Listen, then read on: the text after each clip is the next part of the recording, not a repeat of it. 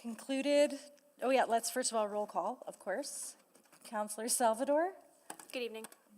Councillor Stevenson, Good evening. and Councillor Hamilton is away with notice. I'm here. Oh. I'm here. Sorry, Yeah. sorry. Thanks, Councillor Hamilton. And Mayor Sohi? Good evening. Great. And we are concluded our panels, heard from many speakers today, and now we have a chance to ask some questions of administration. So we will start there, and I see the mayor on the board, so please go ahead. Yeah, let me actually pretty directly want to ask administration. We heard quite a bit on the requirement for permits and the $2 million liability insurance for spontaneous events, right? Where there's no time to organize and there's no time to apply for permit, something happens. For example, I'll use an example of when two people got murdered in Chinatown. Chinatown community and other stakeholders came together quickly and they held a rally outside City Hall, right? Had they waited if we asked them to apply for permit, there would be 5-6 week delay, right? They probably won't have $2 million money for $2 million liability. So what do we need to do in order to amend the bylaw that will continue to enable what they can do now?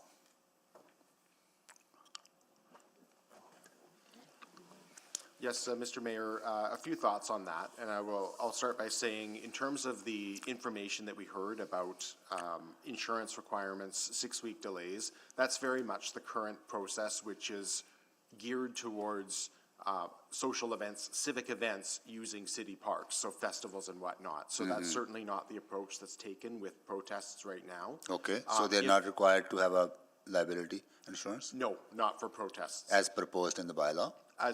Well, and there's no proposal in the bylaw right now for a requirement to have liability insurance either. Okay. What I can say, though, is that if if committee seeks to make an amendment to clarify that this bylaw would not be interpreted or applied in a way that would impair charter rights, we can certainly take that away and make that even more clear in terms of the wording. Because the way this bylaw was drafted, it was not intended to capture protest across the board, but we recognize that there may be some events that do have an element of protest that would be captured by the current wording. So let's clarify that.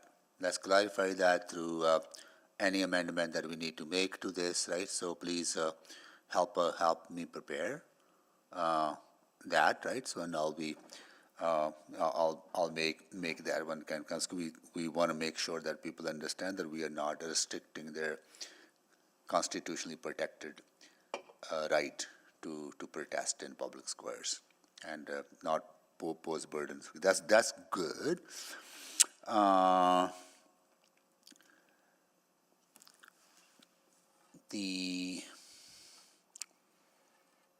had other questions. Well, I'll stop here and come back for other questions, but that's one thing I needed to clarify. Okay, thank you. I will go to Councillor Hamilton.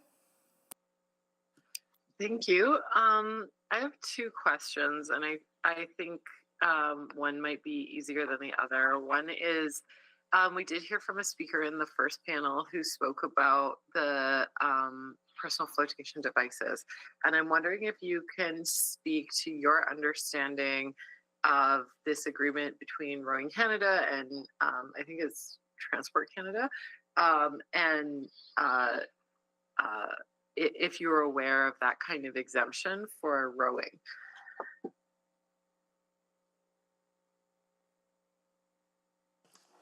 Councillor, I'm not aware in terms of the exemption to rowing that would be granted by Transport Canada for purposes of personal flotation devices. As it stands right now, the provision in the bylaw, I would suggest, does not restrict what is being proposed in this case for the use of rowers. But if there is clarity that is sought, we could certainly address that by way of a minor text amendment, just to make it abundantly clear that there's not an impairment of a rower's, their life jackets situation. Okay, so your interpretation is that they would, using their belt would be compliant with the bylaw? The only ambiguity is just the clarifying subsection, and I'm just trying to find it here, where it talks about with effort or motion of any kind. Again, it's generic in how that's worded, so if we need some clarification on that point, just to make it abundantly clear, it would be an easy text fix. We'll turn it Okay. over to Nancy Jacobson. She has a better understanding of the federal regulations. Yeah, Councillor Hamilton, where certain events are for training or for competitions or organized by a sport body, there are exemptions in the federal regulations that deal with life jackets, provided there are other safety measures in place. So as Mike notes, it is an easy text amendment to confirm that that would be applicable here. Okay, so I might work with you on a minor text amendment to that case, just to make it clear. My second line of questioning relates to something that we heard a lot about, I think, via email, and we didn't hear a lot about today. And it's that the bylaw, first of all, in its definition, includes feral cats as part of the definition of wildlife. And then in the red line version, you have sort of I would say a broad statement that you're not to attempt to feed or deposit food in a public space where it's likely to be consumed by wildlife. And which I believe is, you know, I don't take issue with that.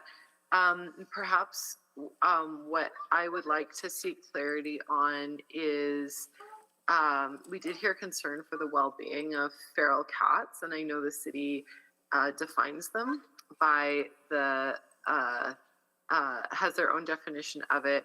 Maybe you could speak to how the bylaw as written today may affect the sort of well-being of feral cats, and maybe some intention around the feeding piece. Yes, thanks for the question, Councillor. So currently, excuse me, the bylaw doesn't address feral cats. And I just want to be really clear that when we're talking about feral cats, we're talking about cats that are either born outside of, you know, a traditional ownership or a home, or cats that have been abandoned for a very long time. They're typically shy away from people, don't have contact with people, and they're very self-sufficient. They hunt, they feed themselves, and they find their own food sources. This is what we mean by feral cats. However, there are also other types of cats, as we're all aware, that are unowned. So these are what you might term as community cats, cats that might spend time with several different families, or live outdoors predominantly. So I just want to be clear there's a bit of a distinction there about what we're looking at for feral cats as opposed to unowned cats in a community. And currently the bylaw doesn't really address feral cats. And one of the challenges we have is that the academic research in this area is not clear. There are arguments for feeding feral cats and feral cat colonies, and there are arguments against feeding feral cat colonies as well. As the way the bylaw is currently proposed, what that would do is it would ban the feeding of wildlife, including feral cats, which would allow us and give us the legislative tools to deal with people who are feeding irresponsibly. Through other sections of the bylaw allow for permissions to be given. We could certainly include people who are responsible feral cat colony caregivers to continue that practice with sharing best practices and expectations around how to do that so it doesn't attract wildlife, which is often a problem that we face. And a recent study published by the U of A has indicated that over the last 10 years, we are seeing significant increases in hostile and aggressive behavior by coyotes and their negative interactions with people. And food sources in public spaces is one of the challenges that we're dealing with when it comes to that kind of wildlife. So really what we're proposing here in the bylaw would allow us to deal with irresponsible feeding. It would also allow us to create a system of permissions to support responsible colony caregivers. And ultimately, it would allow us to align with the Alberta Veterinary Medical Association guidelines around colony caregivers were we able to introduce a mass trap, neuter, and release program in the future. Thank you, that's my time. Yeah, thank you, Councillor Hamilton. And so just so I'm clear, just kind of getting a plan for, I'm hearing sort of 2 amendments so far, one from Mayor Sohi on the protests, and one from yourself on the life jacket. And not, are you planning on one for the feral cats, or just, I have another line of questioning, so wait on that one. Okay. Councillor Stevenson. Yeah, thank you very much. Thank you for the report, and have a number of questions to dive into, which I hope can address some of the questions that we heard from our speakers earlier as well. You know, I heard a lot of concern around, you know, fines being the only tool that's being applied in this bylaw. I was wondering if you could speak to some of the alternative options. I mean, maybe first just in the 4 E's, but then just other remedies that exist in our operating procedures as well. Yes, absolutely, Councillor. So, as the statistics that I shared in administration's presentation earlier today pointed out, our enforcement officers do follow the 4 E's engagement model, where we engage, we educate or explain, we encourage voluntary bylaw compliance. And until we've exhausted all these avenues, we do not take enforcement action. So that is the way that we actually take the opportunity when we're engaging with citizens to actually explain the bylaws, the reason why they exist, the consequences of the bylaws, and hopefully with the goal of obtaining voluntary compliance. And our officers do this in a compassionate and empathetic way. We certainly train them on 59 different mandatory courses, our peace officers, including a whole bunch of work around compassionate interactions with the vulnerable sector, and making sure that when we interact with people, we're doing it with respect and we're providing options. And ultimately, what our stats do is they bear out the idea that we are not an enforcement-first organization. We educate, we explain, we engage with folks. And I think when you look at our whole branch's enforcement activity, and you include all of the enforcement activities that we engage in, we only actually have a 19% ticketing rate, and that includes everything that we do.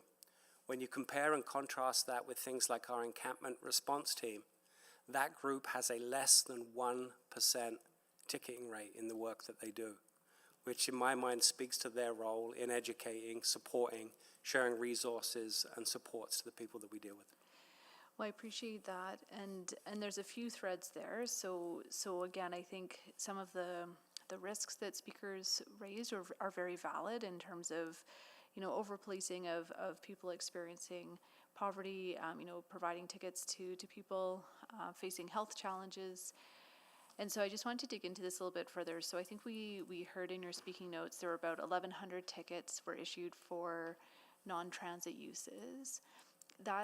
Those 1,100 would be inclusive of any tickets related to drug consumption? Yes, as the bylaw currently stands, the inappropriate behavior sections do include open-air drug use, but they also include bullying, harassment, and other sorts of unacceptable behaviors on transit. And there, in 2024, we issued 1,132 tickets, but we also issued 19,000 warnings. I think which really demonstrates that 6% ticketing rate, that we're there to solve problems, help people, and actually connect them with services rather than lead with enforcement. Appreciate that, thank you. Just in terms of going back, and I still am having trouble getting it straight in my mind, so I appreciate some of the clarity that was offered around the implications of a $25 fine. Could you walk me through maybe 2 scenarios?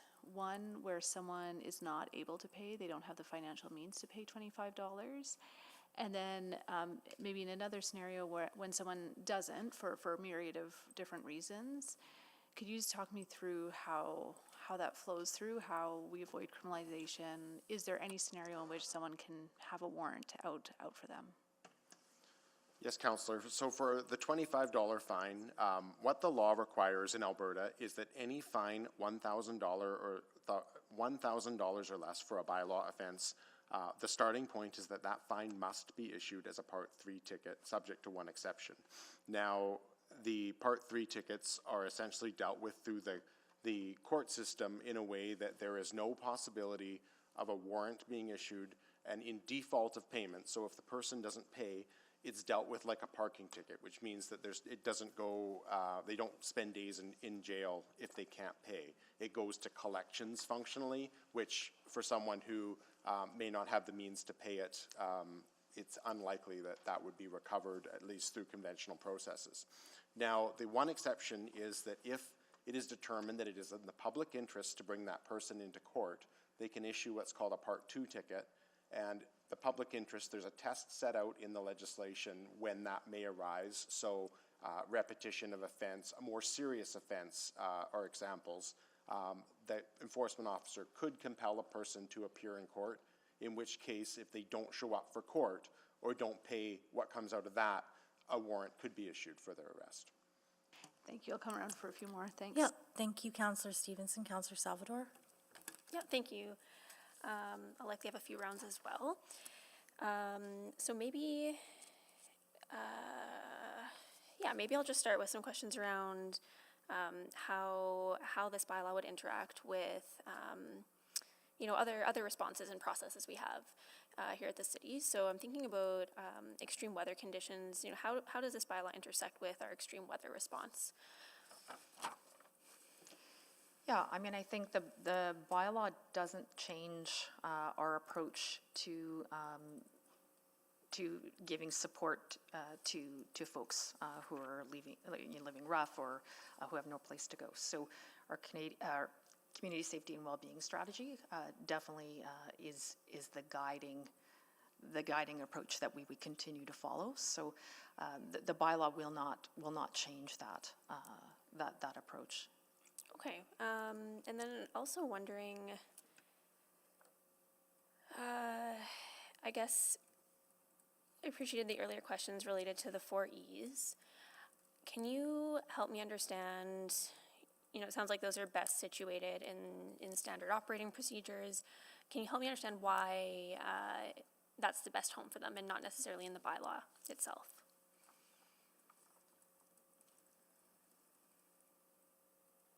I'm sorry, Councillor, could you repeat the question once again, please? Yeah, so I appreciated your answer on the 4 E's and how that's really embedded in sort of the standard operating procedures. My question is why is the standard operating procedures the best place to have that as opposed to embedding some of that clarity into the bylaw itself? Well, I think one of the things that's super important is that we have officer discretion.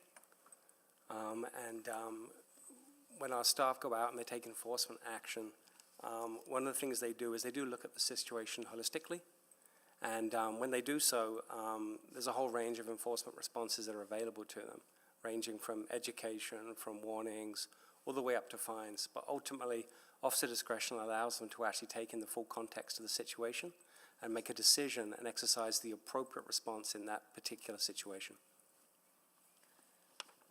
Okay, and this might be a similar question, but just as it relates to temporary shelters, I think we've talked before about the importance of sort of being confident that there's sufficient shelter availability as part of our encampment response process. Like, I guess again, how does this bylaw intersect with our encampment response process? Maybe Jen Flaman can answer that. Sure. Yeah, this bylaw, it does in no way changes our current encampment response, which is people first and ensuring that there's adequate shelter space before an encampment is closed. Okay. And this might have been mentioned earlier in administration's presentation, but can you help me understand the plan for evaluating the bylaw and sort of measuring outcomes as we go? I think we've always committed to reviewing the bylaw and its impacts over, the next period of time, and being ready to bring back amendments if we feel it's not working in any area. I think we're going to be talking to our peace officer team to see what their experience has been. So we've committed to doing that. So I think we can evaluate the impacts. I think maybe also connecting with our Respect in the Workplace folks to really dig in if we feel there are aspects of a GBA GBA process that we missed, for example. Okay, and maybe just to ask some questions sort of directly from the speakers that we heard earlier. And this might seem like a big and broad question, and I need to hear the answer. But if this does not move forward, if this is not passed, my understanding is that we revert to the existing bylaw framework that is currently in place. Correct? That's correct. Okay. And I'll come back. I have a question on peace officer training as well, but I probably won't be able to fit it in. Thanks. Okay, I'll take my turn. I'm debating, I have a lot of broad questions, but then I have some very quick rapid fire ones. So I think I'm gonna go with the quick rapid fire questions first. I guess in section 6G, why is administration recommending the city manager to have delegation to have the power to close public spaces permanently? Should that not come to council? So why is it temporary or permanently? The delegation of authority, I don't mind the temporary, I get it sometimes, there's construction, but permanently seem like something that should be a council decision.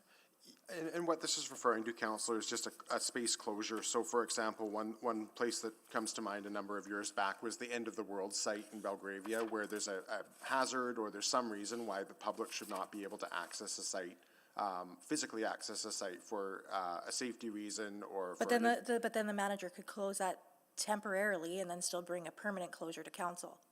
Yes, and a permanent closure for a roadway would obviously have to come to council by bylaw, but in terms of the area being closed permanently, there may be some circumstances where in the operations of the city, it would simply make sense to permanently close an area to public access. Okay, I am uncomfortable with that delegation of authority for permanent basis to the, for park spaces. I think any permanent closures of a park space or public space should be a council decision. So I would like an amendment to that, please. Okay, animals. One of my questions was around, I understand the methodology, but for example, we have the dog bite is, if somebody gets bit by a dog, it doesn't seem very high. And I think in Calgary, it's much higher. Yeah, I think this might be a timing issue, Councillor. Because that was my next question. How does it intersect with, okay. Absolutely. So I can provide a brief response to that, if Perfect. that's helpful. So right now, the proposed policy direction report for the renewed animal licensing and control bylaw will come back to this committee, and I believe the date is March 31st. And in that bylaw, you'll see updated proposals that are based on jurisdictional scans, best practices research, and will address things like updating our fine structure. So we'll have fine structure in both of them? Or so for example, if we have in the public spaces bylaw, the fee for a dog bite or an attack, which is in the fee schedule here, those will mirror what's in the other one? What will happen is, if committee tells us to go away and bring back a draft bylaw for the animal license control bylaw, we'll include a consequential amendment to make sure that we align all of our legislation to make Okay. sure that it's consistent. Okay. And you will look at those fees at that time, the fines at that time with your risk? Yes. Okay. Okay. But for right now, we're satisfied with the amounts we've come to on any of the animal section in this bylaw? Yeah, the current ones in this bylaw reflect our existing animal licensing and control bylaw. So until such time as we're ready to update that bylaw, it's appropriate to reflect that in this proposed bylaw. Okay. In section 20, should it not have added as designated, unless designated by the city manager under section 20? I think that's related to graffiti, if I'm looking at my notes and then cross-referencing. That's relating Oh, to transit, commercial yes, so there's activity. transit, yes. So a person must not engage in commercial activity in a transit vehicle or station. And I just thought about some of the amplification's not the right word, what is it? Animation of transit spaces that we've been talking about having some vendors or some music. I just was wondering if if we should have a clause in there that allows for some of that imaginativity around transit stations. And that's fundamentally the purpose of Section 4, where there's Okay. a permit provision that would allow any provision of the bylaw to be overridden by virtue of a permit being issued by administration. So that would allow for functional animation of those spaces if it was deemed appropriate. Okay. I'm gonna see if another quick one. I guess the second one was with graffiti. Do we want to also say, I guess if there's a permit for graffiti, then it's still the same thing applies, the same thing holds? Yes, any section of the bylaw can be, you can Okay, use so if that like, section. if we do have an artist that's gonna do a graffiti work on the side of a building, a public building. They just need Correct. okay, thank you. I will go to Council Wright. Thank you. First of all, you'd mentioned the Part 3 ticket with one exception. What's that exception? That was the public interest exception, where an enforcement officer, when it's in the public interest and where it meets the criteria set out in the regulation, can issue a ticket requiring a person to attend court. Okay, thank you. And then, in our discussions and emails back and forth, Mike, you'd also mentioned, the definition of a pedestrian, because I was concerned with skateboarders and inline skaters on being taken off of sidewalks. But you said that by definition, they would be considered pedestrians? By interpretation of our Court of Appeal, a skateboarder and an inline skater would be a pedestrian. So it's not found in a definition, but that's what our Court of Appeal has told us, that the Traffic Safety Act would be interpreted to include. Okay, so if we just say that we allow pedestrians on sidewalks, that would include the inlines. Okay, so the one change that was being recommended was to include skateboarders and roller skates as not being able to use sidewalks, right? So can we take that out? And I just, and Jessica, what's the safety factor if we put them on the road? Yeah, absolutely. So that change can be made, and quite frankly, the recommendation that we made today was not meant with roller skaters and skateboarders in mind, those folks on the sidewalk, because of the speed and weight of the vehicle they're using. It's much lighter and slower than e-bikes, e-scooters, and cycling. So we would see those as separate and more in line with the pedestrian experience. Okay, so do any changes have to be made? Because I'm looking at the red line version of the... I believe there's some, in order to facilitate that, there would be a minor amendment that would be put forward to address the striking of inline skaters and skateboarders. Okay, and then the age as well was a concern of mine, sending kids out onto the road as well. So do you need an amendment for that, to have that stricken? I think you're looking for a change from 14 to 16 years, is that what you're asking? Yeah, or just remove it altogether, that there's no restrictions for the skateboarders, roller skates, or inline. I think we would exempt those activities. Okay, but that With no 16 age would still then category. apply to the bicycles? Yep. They would still be allowed, okay, because they don't know the rules of the road yet. Okay, thank you. I've still got a couple of minutes, wow.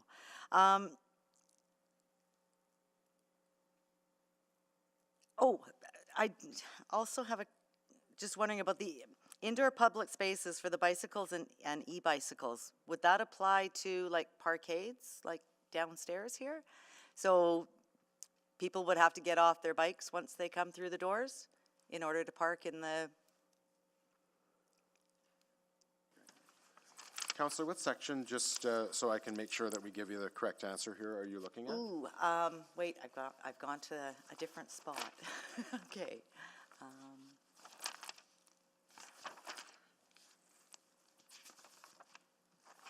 I think did I pick it up on the presentation? No.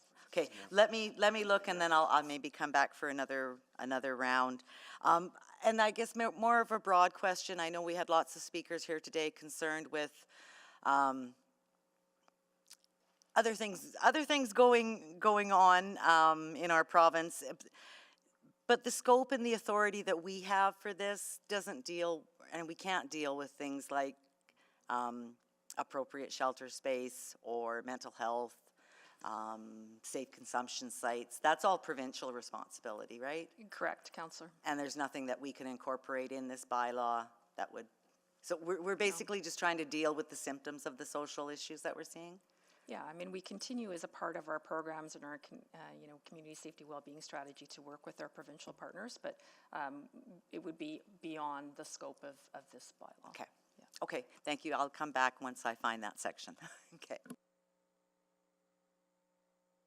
Okay, thank you very much. Is there anybody else from council that would like a first round? I don't know who's online, so just want to make sure we're not missing anybody.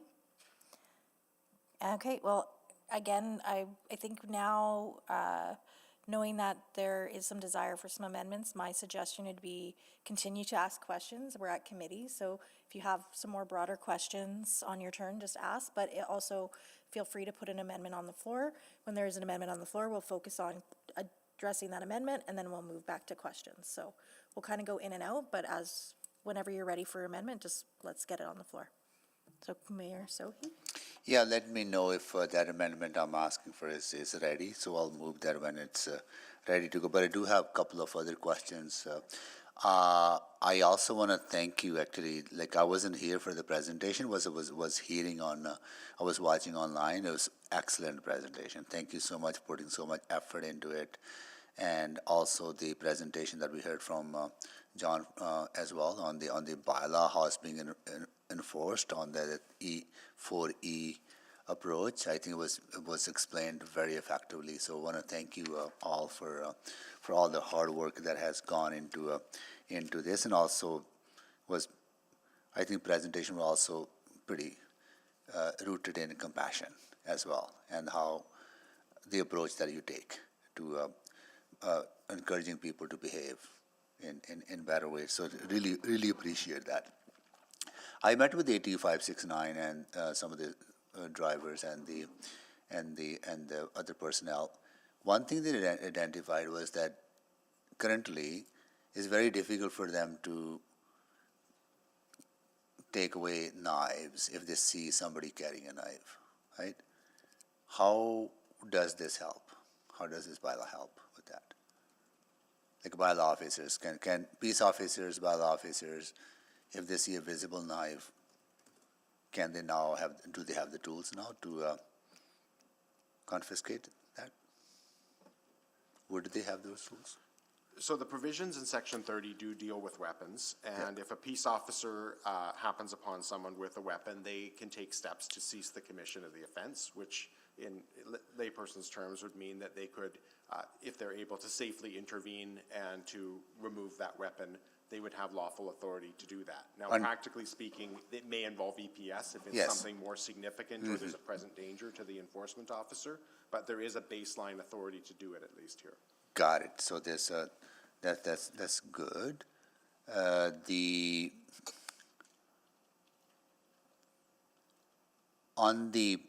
don't know if anybody's here to answer a question on where we are on the public washroom strategy.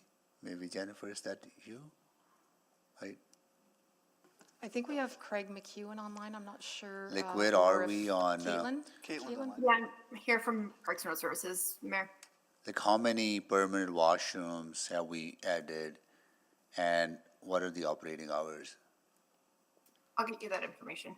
Yeah, that'll be helpful, because we heard that concern on the high fine for urination, and and we've been focusing on building more public washrooms.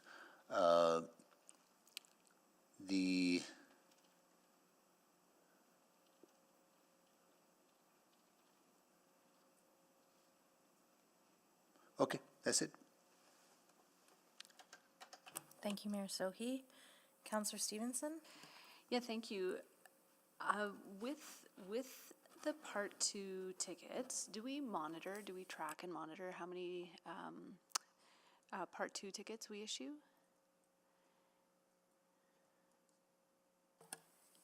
No, I don't believe we actually track which ones are Part 2s and which ones are Part 3s, but speaking anecdotally, I can say that the Part 2s that we issue are few and far between because of the public interest thresholds that have to be met in order to issue them.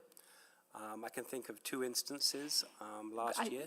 Okay, that's great. Thank you so much. And I think something for us to think through just in terms of some of the ongoing monitoring, and I think that's a key piece. So thank you. Sorry to cut you off, just trying to get through. I have so many questions. And then I believe in previous conversations, we have discussed the options for alternative payment methods. Could you speak briefly to those options? So there's a few things. The trouble with the scope of our jurisdiction as a municipality is we have the ability to levy fines, or ultimately there's time in jail, which we obviously don't want to use. So in terms of the fines, if someone needs time to pay, they can go to court, get an extension of the time to pay, but we don't have the ability as a municipality to prescribe in the bylaw that someone could be diverted to a diversion program. Our hands are somewhat tied as a municipality in terms of those options. Okay.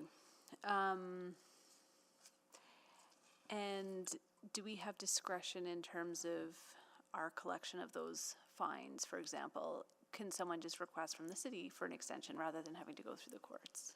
If they're owing money to the city, of course they can ask for an extension, and we do carry a broad discretion as to whether it's in the public interest to pursue any given circumstance. Okay, thank you. Well, and on the theme of discretion, I think that was something of concern that was raised by speakers, and I see the concern with discretion in terms of how that's applied.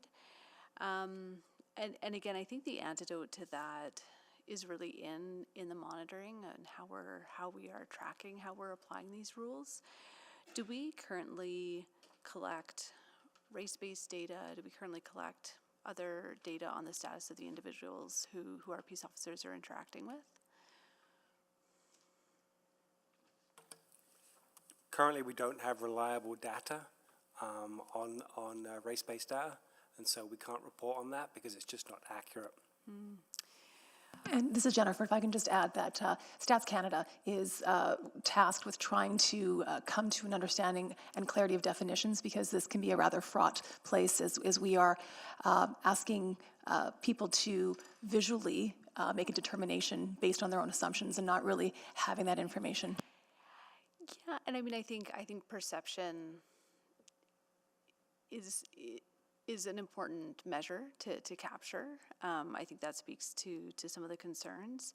I understand as well that when issuing a ticket, individuals, regardless of their housing status, can decline to provide an address, so that we maybe collect data where it says no address given, but that may not indicate a person's housing status. Is that correct?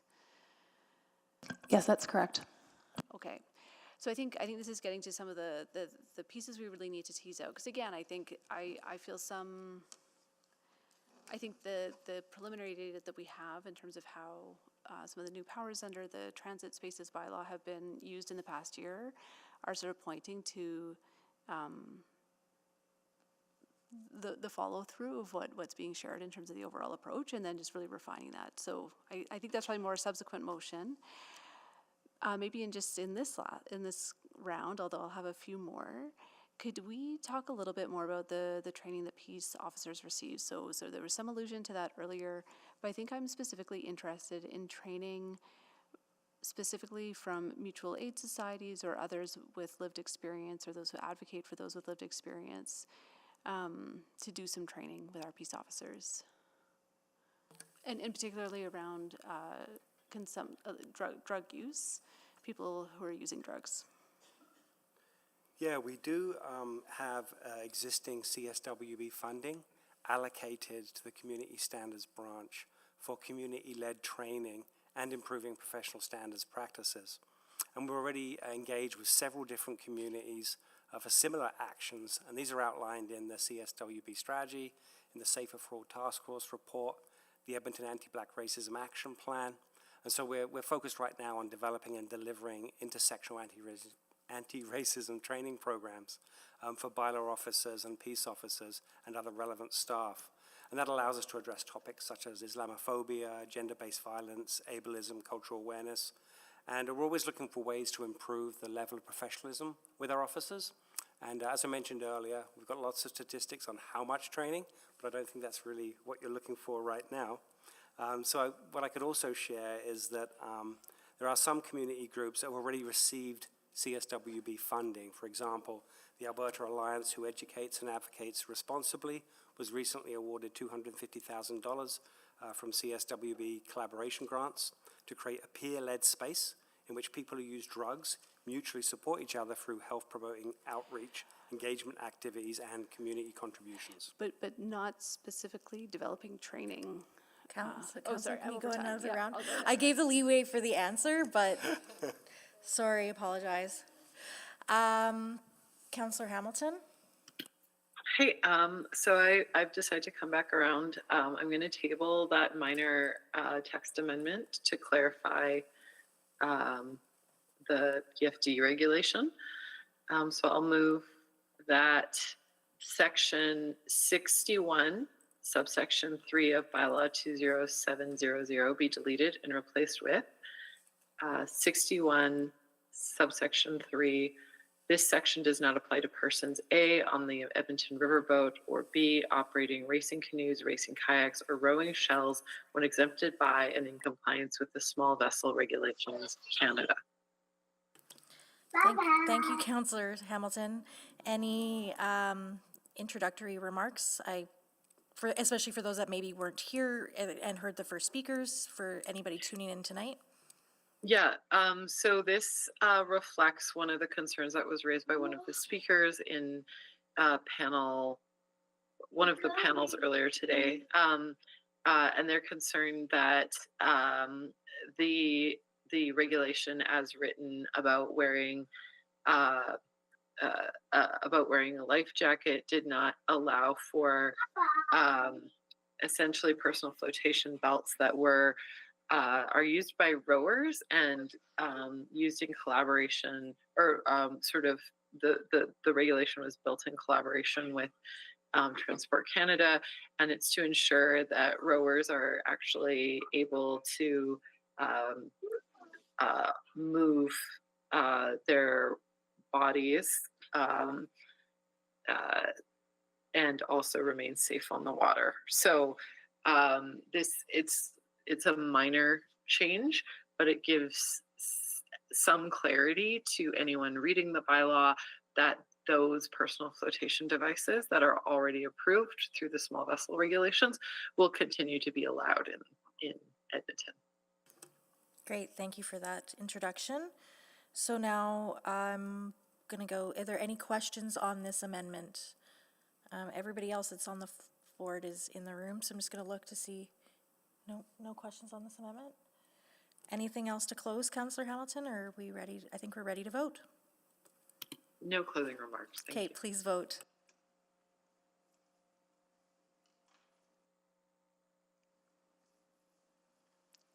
We have all the votes. Please display the votes. And that is carried. I think you still had some time. Any other questions, Councillor Hamilton? No further questions. Okay, Thank you. Thank you. Okay, I will go to Councillor. I will actually do my amendment quickly because it's also ready and it's pretty quickly. So I will move that section 6G of bylaw 20700 be amended by deleting or permanent. And for introductory remarks, I would just highlight that this is the delegation of authority to the city manager, and I just found that the closure of a public space, or should any permanent closure of a public space, I feel like that should still come to council, especially when we don't define temporary. So temporary can be 3 years, it could be 1 day. And so I think if there is safety and immediate urgency, the temporary covers that, but any broader decision should still come to council on any public space closures. That's what my rationale is there. Are there any questions on? I just need from administration, do you have any flags about this? Like, have any concerns? No, none from us. I just might offer, sorry, it's Jen over here. Sometimes our trail system in the river valley becomes quite eroded, and then there is a closure of a trail, as an example. So that would just be, eyes wide open that we'd be coming to council with this trail is now closed because it's been eroded, just as an example. So if it's being closed permanently, then you'll have to come to, but if it's temporary, you can do that, right? Correct. Temporary, we would still be able to do that. Okay, got it. Thank you. Yeah. Yeah, and there's no, again, this bylaw, if you're asking a question to the mover, there's no definition. Yes, question to the mover. There's no definition of temporary within this, so, as I was just at the Buddhist temple during the, there is no such thing as permanence. So temporary is not defined in here. I think if there's regeneration or something, I think we're talking more, even Horlack Park is a good example where temporary 3 years closure's fine. That still did come to council, so bad example. But if we were to close a big park like that, we'd want to have a public discussion about it. Okay, thank you.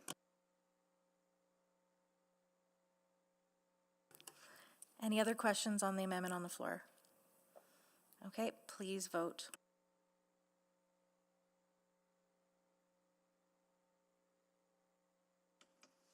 We have all the votes.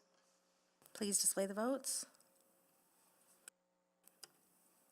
Okay, and I don't know if I have any more time. I do have just one. I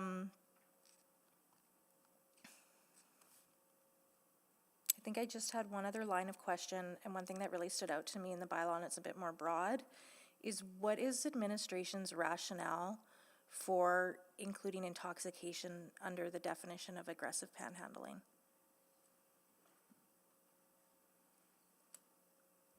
It's actually in the current bylaw, Councillor Rutherford.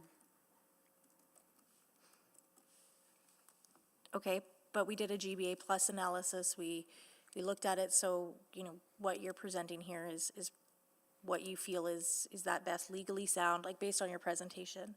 So I'm wondering, like, why the intoxication as part of that definition of aggressive? And I can say this isn't a provision, just given that it reflects the current wording that we did a deep dive into, but I think that we tried to capture situations where people may be put into vulnerable states by the person who's panhandling, being unsettling. And I don't mean unsettling in the most general sense, but where someone is intoxicated, they may be in a more unpredictable state. Mm-hmm. And we've heard from public feedback that that's something that does cause some concerns. So I think that's the underlying rationale in terms of why that's included. But certainly I appreciate that it is a broad definition. I'm just trying to find the section where, panhandling, because it already talks about, obstructing or impeding passage, making continued requests, insulting, threatening, coercion, intimidation, physical contact. Those are already those are the 4 subheadings above in the aggressive manner definition. But I think when I think of somebody that's intoxicated, I'm thinking about even in other cities where you literally have somebody with like a cup and they might be high and they have a cup sitting in front of them. So I guess what does that look like in this scenario? I think we're happy to take an amendment if you Okay, want to do I'll that, think about Councillor. it. I'll talk to my colleagues. Okay, thank you.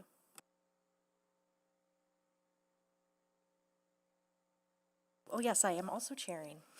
Councillor Salvatore. I saw the look, I kind of knew.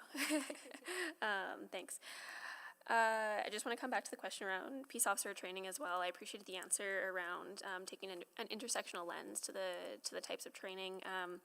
I guess I wanted to follow up specifically around training for interacting with people who use drugs in particular. So I think there are some excellent mutual aid organizations and groups who center the lived experiences of people who use drugs. Is that something that is being considered, that can be considered as part of that training? Yes, I think it is something that could and should be considered.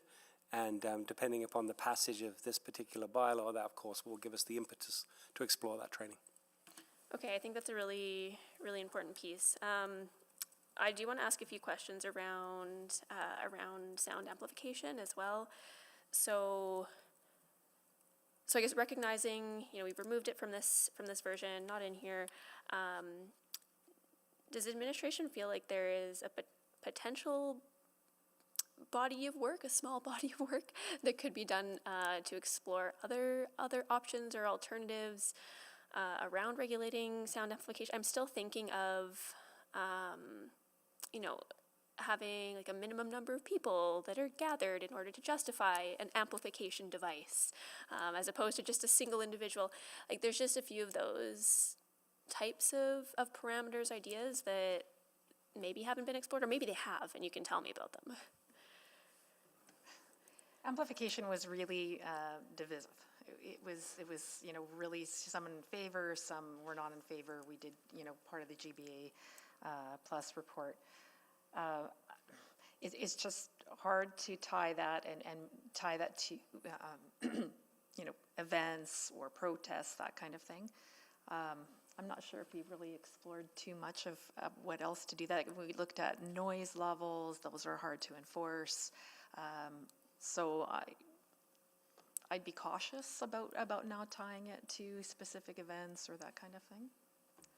I don't know if others have thoughts. I'll just add one more point, Councillor, and that is this is an issue that's actually gone all the way up to the Supreme Court of Canada, and the courts have been clear that as long as it's to regulate noise and make sure that it's something that is ceasing noise from disturbing the public peace, that it's a valid purpose for regulating. The more you take that apart and start taking pieces out of it, the more risk you enter into the exercise that it could be used improperly, but also that it may not be a legally justifiable regulation. Okay, that's helpful context. Yeah, no, that's helpful. Thank you. So I also wanted to ask, again, this might be a bit of a broad question, asking for some reflection here. I'm constantly going back and forth between the current state and status quo and the bylaws that are enforced today versus the one that's in front of us. And I guess when you reflect on those two paths, from a GBA plus lens, what would you point to as some of the primary improvements associated with the bylaw in front of us today compared to the status quo?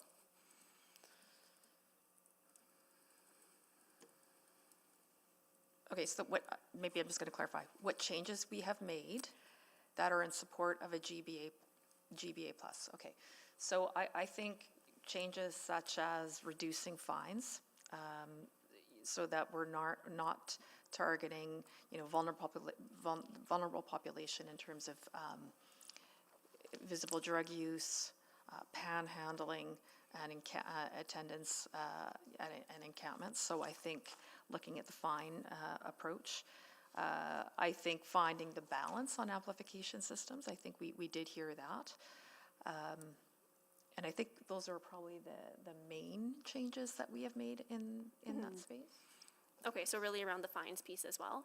And I was reflecting again on the slide that really details both of the factors that need to apply for that $25 sort of nominal fee, and I think that's definitely a new approach, I would say. Is that correct? Is that That's accurate? correct. Yeah. Yes. All right, I'm out of time again. I'll come back. Thanks. Thank you, Councillor Salvador. Councillor Wright? Thank you very much. I found the section that I was referring to as far as being able to ride your bike or e-bike in the parkade. So it's indoor public spaces, section 80, and it looks like you're striking out one. Sorry, in section 80, what's being removed, Councillor, is a person must not ride a bicycle, e-bicycle, e-scooter, except on a shared use pathway or within a skate park or bicycle park. That is just out of the bylaw altogether. Section 80, though, the indoor public space provision that exists now was already in there. We're just striking out the second part. Okay, so the first part is staying in there. Correct.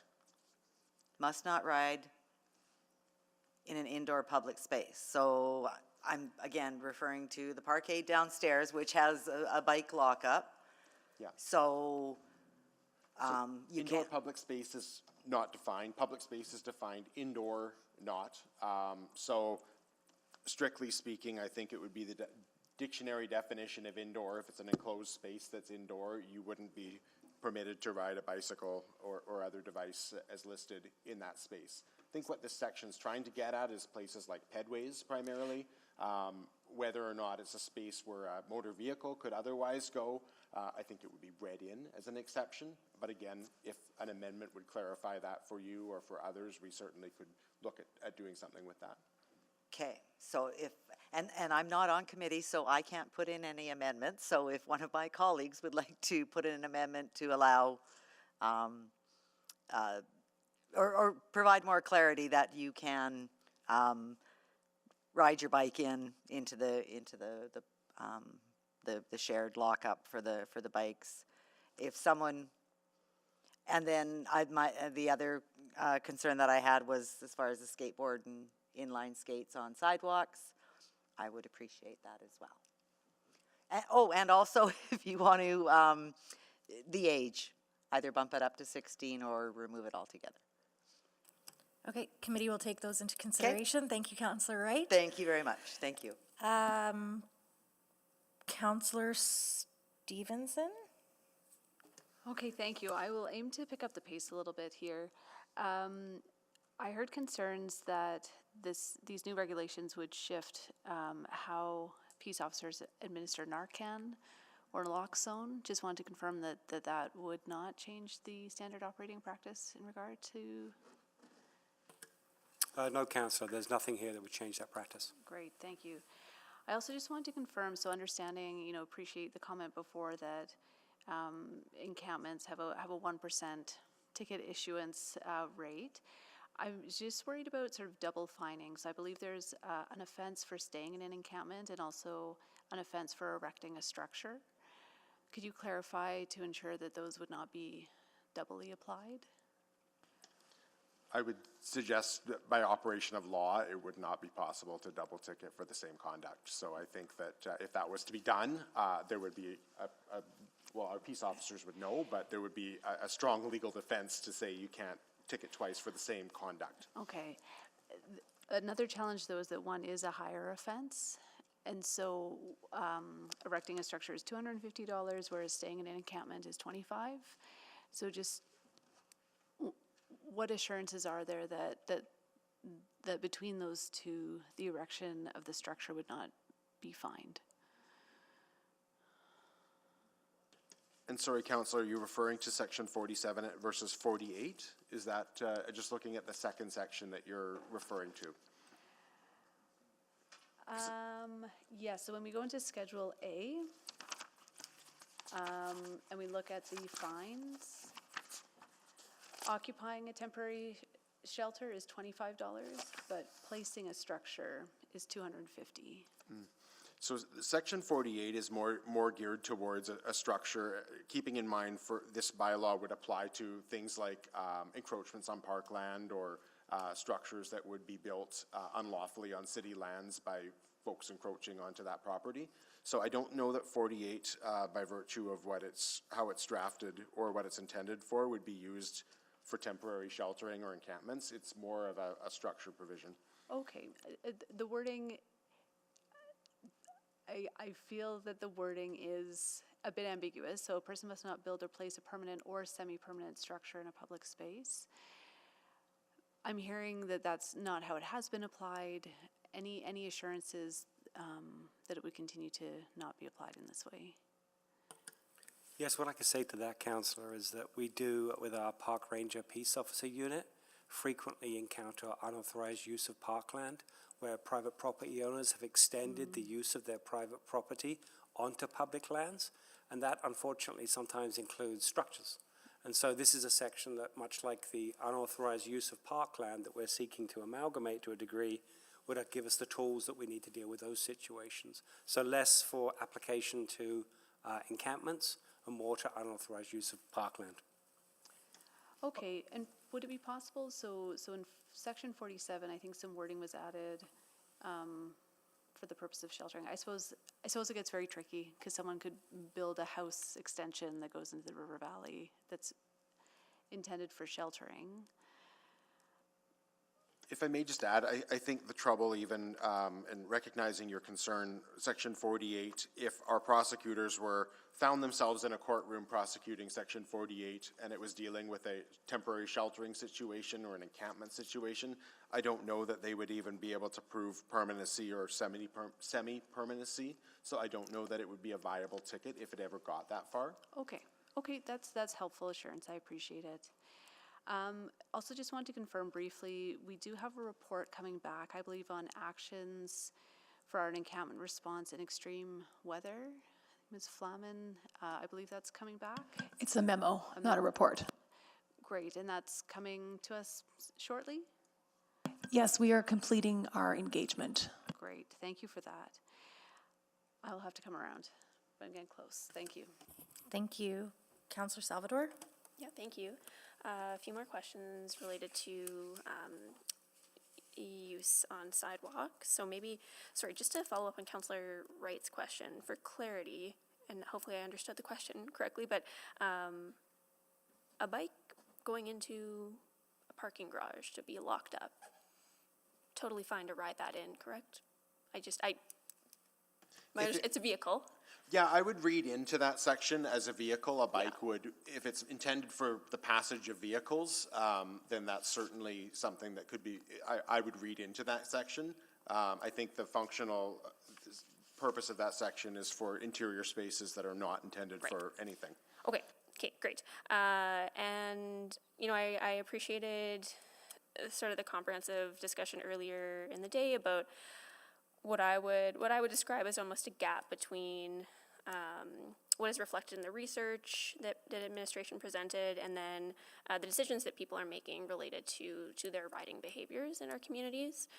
And I was interested in the opportunity for some location-based assessments, and I'm wondering if administration can just elaborate on that body of work and how they anticipate that rolling out. Thanks, Councillor. When we took a look at the roadway network in Edmonton and we overlaid the expansion that's been funded through the active transportation implementation work, we found that when we took a look at the spaces that were higher risk for cyclists, there's only about 17% of the network that won't have either a speed limit that's below 50, which is deemed as safer for riding on the roadways due to the low volume, low speed nature of those spaces. Industrial spaces, which we don't see much riding anyways, or they have dedicated bike infrastructure, or they'll be within the prescribed buffer zone within the bike plan for proximity to one of those dedicated bike infrastructure pieces. So about 17% of our network. What we would like to do is take a close look at that 17% and do what the team does. Get in, take a look at each location and say what specific kinds of engineering treatments are required here to make this safer for cyclists, especially in those intersections.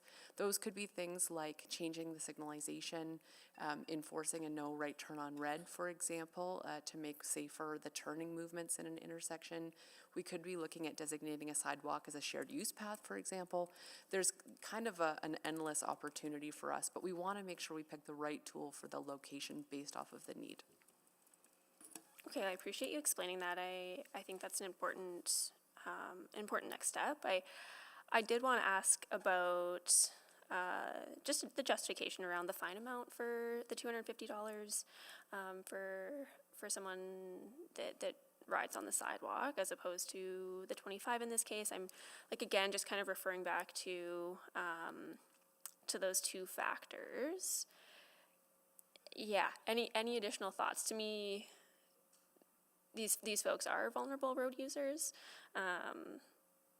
So yeah, help me understand the fine amount for that one.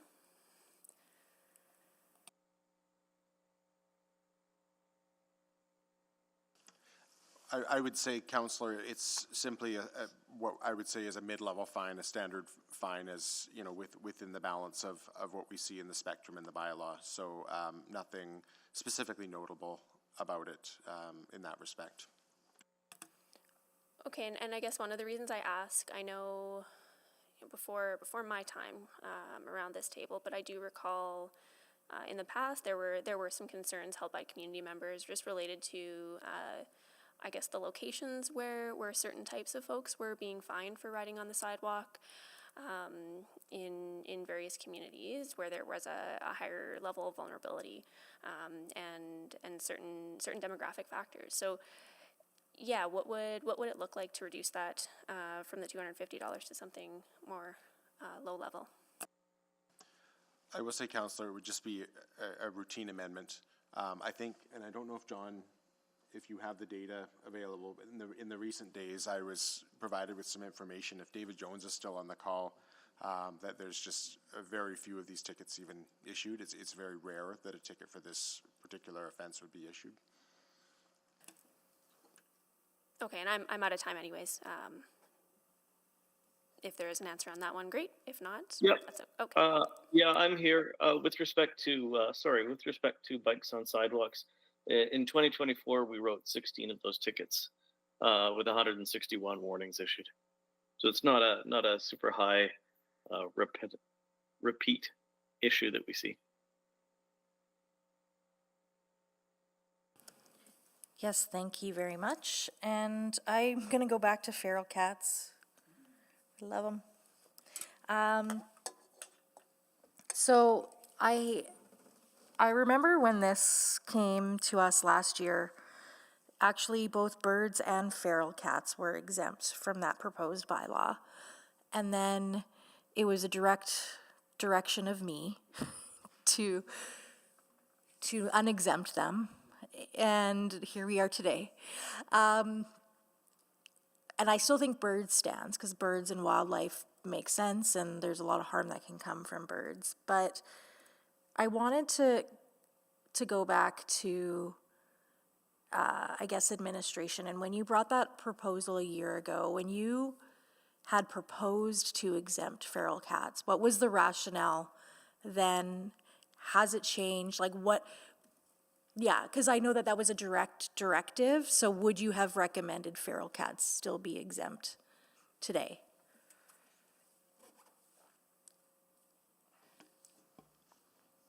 Well, I think it was an animal care and control piece that we wanted to give direction on. Yeah, and I think it's partly the recognition of the growing need to actually do something about our feral cat population. Certainly some estimates, and it's very, very difficult to actually ascertain how accurate they are, but there are some estimates using American formula from California that has a very different climate than our own, that suggest Edmonton's feral cat population could be as big as 70,000 cats. Now, obviously, we are aware that this has a significant impact on wildlife. We are interested in the idea of not prohibiting feral cat colony feeding and care, but rather regulating it and ensuring that it's done with best practices in mind, so that when animals are fed, it's done in a way that it lessens the impact in areas where these colonies are situated close to wildlife corridors. We do know that where colonies are fed by people, we do know this does have an outsized impact on local wildlife. Feral cats hunt instinctively, whether they're fed or not, and a fed predator is much more successful than one that spends its time focused on hunting for food. So we do know there is an impact on local wildlife. So administration's interest in feral cats is more around regulating practices to make sure that they're done appropriately and with best practice in mind. Yeah, and I remember that's why I had put that back. It was a lot of conversation about biodiversity, but I didn't see that in the environmental scan attachment. It didn't mention the kind of link with this clause and something like biodiversity. But I'm kind of going back to Councillor Hamilton's line of questioning, like, is there something we need to put in here about those to allow you to have, so if we exempt feral cats in its entirety, then you don't have that ability, like you said, but still allowing, like we heard from one speaker this morning, some of those caring groups. I know I got a concern from the Humane Society, for example. How do we still allow that to be done in a responsible way? What's the balance, I guess? And if there is a balance, how do we, is there an amendment suggestion to find that balance? I would suggest respectfully that what's in front of you today does actually establish a balance through the permissions that are allowed through the city manager and his delegated authorities to actually allow somebody to feed feral cats with permission. What I would commit to is to actually meeting with feral cat colony caregivers if the bylaw was passed as is, and hear their concerns and speak with them about how best to communicate and work together around giving those permissions in a way that keeps it a barrier-free process. We know the bureaucracy could be a problem, but also to communicate best practices at that time so that those that are already giving freely of their own time and energy to actually care for these colonies can do it in a way that's aligned. And the last thing I would add is that we do know that we need to find a way to build a coalition of groups in Edmonton to actually, first of all, understand how big our population is and how best to move forward together, sharing resources with some sort of coalition to actually address mass TNR when it comes to feral cat populations and managing them humanely. Okay, thank you. I see Mayor Sohi, are you ready with an amendment? I am, but I just don't want to follow up on your line of questioning. Perfect, please Can go I? ahead. Yes, please. So take your time. maybe a suggestion to take a different approach. Like, I really like the idea of you building a coalition of people who are interested in this this topic and engaging the people who deeply care about feral cats, and maybe having that conversation, then coming up with suggestions maybe a year from now that we exempt it now, that we take it now, but you go have conversation, there might be other better solutions than a bylaw, right? Because what I'm concerned about is that I'm hearing a lot from that community, and that we may push them into a defensive position instead of collaborative position if we go ahead, right? So maybe not included now, maybe a year from now, when we are reviewing it, the report comes back for further. At that time, you would have better relationship with them. There might be more buy-in for inclusion of this in the bylaw. Yeah, we can certainly work with willing colony caregivers who would like to work with us, regardless of whether the exemption is in place or not, and we'll commit to doing that work. Okay, good. So if we exempt it now, right, then give that time, then come back. I am ready to move the changes on the public protests. That bylaw 20700 be amended by adding section 40.5 or in brackets 5, which is nothing in the section will be applied or interpreted to prevent the exercise of fundamental freedoms granted by the Charter of Rights and Freedom. Thank you. Would you like to do anything? Yes, I think we heard that today very clearly from a number of people who participate in the process, that they're concerned that without this kind of clarity, they're worried that the ability to protest will be limited and restricted by asking them to apply for a permit, and also the extra burden that insurance liability puts on them. People's right to protest is a very important charter protected right, and it's also essential for societal objectives, as well as people's ability to push for change in our society that they feel very passionate about. So I think that's the it. But when I'm closing, I'll give some examples how spontaneous protests happen and there's sometimes not ability to have time to apply for permission to organize a protest. Perfect.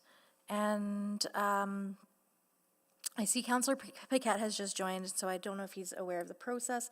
So if you'll grant me the leniency as the chair, I'll let Councillor Paquette have his round of questions, because I think he was on before he put that amendment, as he's joining remotely while away on city business. Councillor Paquette, would you like to ask your questions at this time? Oh, thank you, Madam Chair. Yeah, just a few quick ones.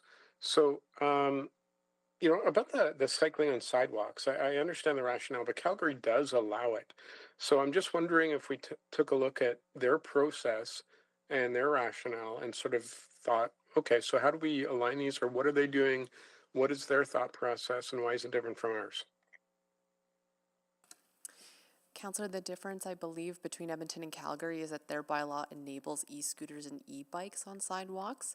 There has been some interesting research done by the U of A in conjunction with us to take a look at emergency room data to understand better the e-scooter, e-bike implications on sidewalks, e-scooters specifically, because those don't show up in crash reports through the EPS because they don't involve a vehicle and a certain amount of a level of damage to the vehicle. So when we took a look at that, what we did notice, however, is that there is a higher rate of injury in Calgary with their even with the sidewalk riding permitted. So there is still conflicts, and without knowing all of the details about Calgary's crash reporting, it would likely be showing up in the intersections, similar to the safety risk we've raised with cycling on sidewalks. Yeah, that you mentioned in the presentation. Okay, so I just wonder if it would be helpful to have that kind of information publicly available, or we put it out proactively so that people can understand some of the decisions we make around the bylaw. That is the plan. We have a research agreement with the U of A on this topic and are just waiting for some of the academic requirements to pass before the article is published and we can speak more publicly about it. Okay, and then just a few other things. A lot of the speakers, their concerns were very valid, but their concerns had to do with responsibilities that are within provincial control. And so I'm just wondering if the city had considered in advance of putting this, you know, aligned and conglomerated bylaw out,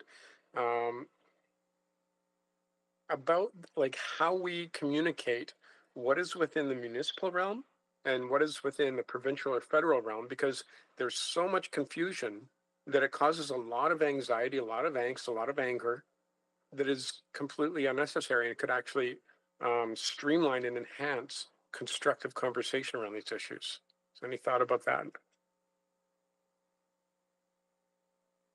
I think we tend to talk about roles, responsibilities for specific items, not necessarily too much about the fulsome bylaw, Councillor Paquette. Okay, I think it's probably like way past time that we do that, because there's so much confusion in the public about what a city council can actually do. And as you know, we have very limited powers in those realms. So it would probably be a service to Edmontonians for them to understand how their local government works and what they can expect from local government. So just put a little pin in that one. And then there is like a clause there, like so for signage or graffiti or anything like that, if, for example, one of any person in the city, someone puts their name on that, and this has existed before, so I understand that, but anyone puts someone else's name on that, according to the letter of the law, the person whose name was put on that graffiti or that signage would be answerable, which doesn't really make a lot of sense. So I'm wondering if we took a look at that and thought, you know, maybe we could update that. Yes, and as you recognize, Councillor, this is something that does exist in the current bylaw. It's a rebuttable presumption, which means at law it allows a prosecution where someone advertises on the highway or on the roadway with a sign, and we aren't able to specifically prove who put it there.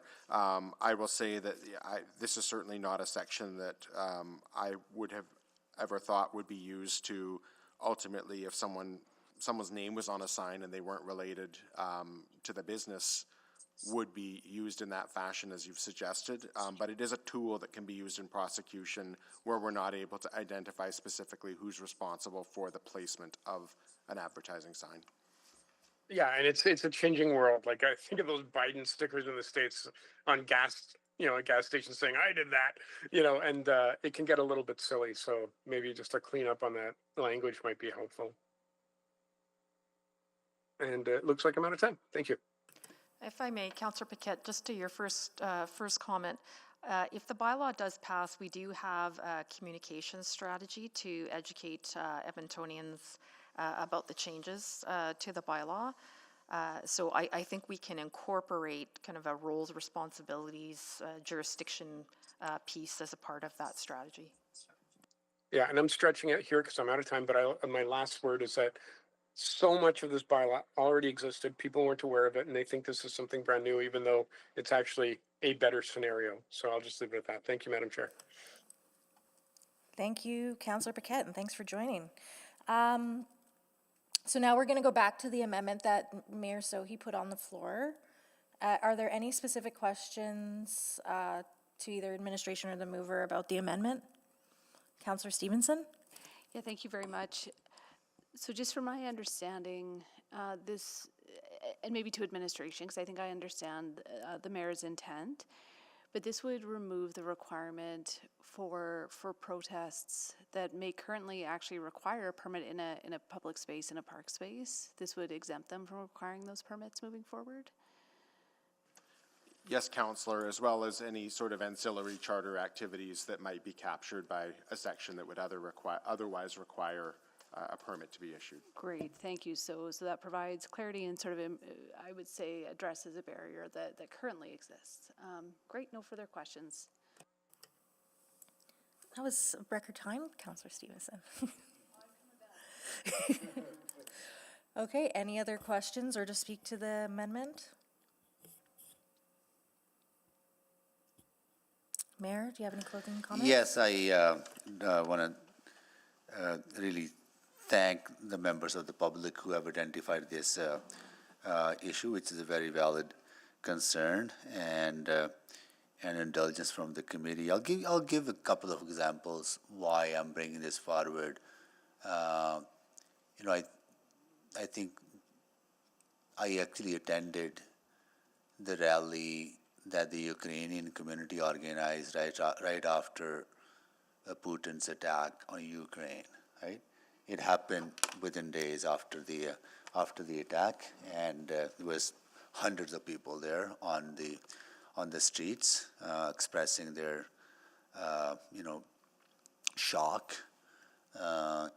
I think had they had to wait for a permit and the worry about liability, they probably would not have been able to organize their response as quickly as possible. I think about when legislation was brought forward attacking the rights of the trans community mobilized, got together, right, immediately to express their concern. I think about recent incidents in our city where a couple of people got killed during confrontation. Community came together to organize candlelight vigils,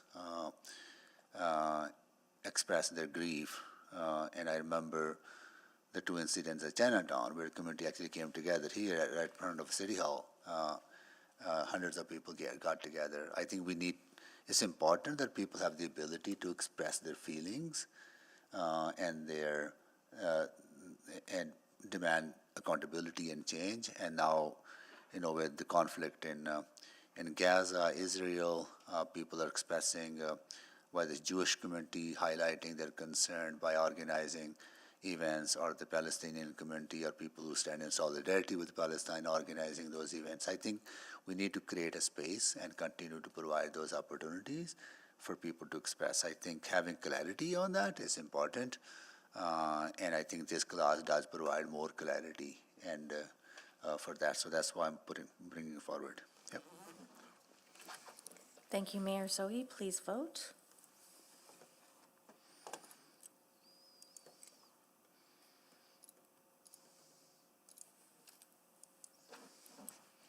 We have all the votes. Please display the votes. And that is carried. And go to Councillor Stevenson. More questions. Thank you. I think some of the analysis that administration provided through the GBA Plus analysis that led to the decrease to $25 fines on a number of the offenses was very well thought through, and I feel that some of that logic does apply equally to public urination and defecation as well. You know, again, recognizing that it's complex, I do think it was highlighted by speakers. I think it's a very valid question. So just wondering what options administration sees for continuing to refine these fine amounts and ensure that there is that continuous lens applied as this bylaw moves forward. Yeah, so I mean, I think as we after we implement the bylaw in May, if it passes, we'll continue to really look at impacts and the like through that GBA plus lens. Now, if you're looking to exempt a certain behavior and reduce the fine, we're happy to take that amendment if you wish. And do officers still retain discretion in the fine amounts? Yes, they do. I will say, though, that with public urination, particularly, we recognize there's a GBA plus component where unhoused folks who might not have any public washrooms available may ultimately have no other options. But on the other hand, we do have areas like the White Avenue Entertainment District where this is a significant problem. And having the higher specified fine was some feedback that was heard in terms of it needs to be a significant enough deterrent that folks will make the effort when they may be intoxicated or out for a good time in the evening. Yeah, well, I mean, in full disclosure, I mean, I have a 5-year-old, and when we're at a park, right, so I think this is a very tricky one. It intersects with lots of different scenarios, so I think definitely something to look for. I appreciate that administration is already alive to that important distinction between a lack of access to public washroom facilities and perhaps negligence on a night out for folks who do actually have that access. I have a few sort of bigger questions, and then I promise just some very rapid fire ones. So, you know, it is noted that the definition of non-transit uses has been removed, but non-transit uses is still a restriction. So could we talk a little bit about how non-transit uses will be interpreted now that that definition has been removed? I can speak from a legal perspective and then perhaps turn it over to John to speak from an operational perspective. We have it worded in a way here that is activities other than related to using Edmonton Transit Service. So if there's no nexus to the use of the transit service for its intended purpose, it certainly opens the door that steps can be taken on that 4E enforcement spectrum. And I guess I'm not, because we do also have, you know, non-payment and fair payment zones. So again, is this duplicative? Not necessarily, because if we look at transit shelters, for example, where there's not a fair payment required and someone's perhaps sleeping in that transit shelter, again, not that a fine is the default first step, but there may need to be some intervention that takes place if there's even a group of people using that transit shelter for an inappropriate purpose, you know, if they're just in their gathering, unhoused or not, where it's not a fair paid zone. That's helpful. Yeah, thank you. Okay, a more specific one. So attachment 7 says that fines, this has to relates to the closure of park spaces. So attachment 7 says that fines would only be imposed on people entering closed facilities or areas that are gated off. I believe that's in attachment 7, but section 18 of the bylaw still reads that entering a closed space includes areas where signage indicates that it's closed. So wanted to get some clarity, because my memory, and I can come back because I'm clearly running out of time.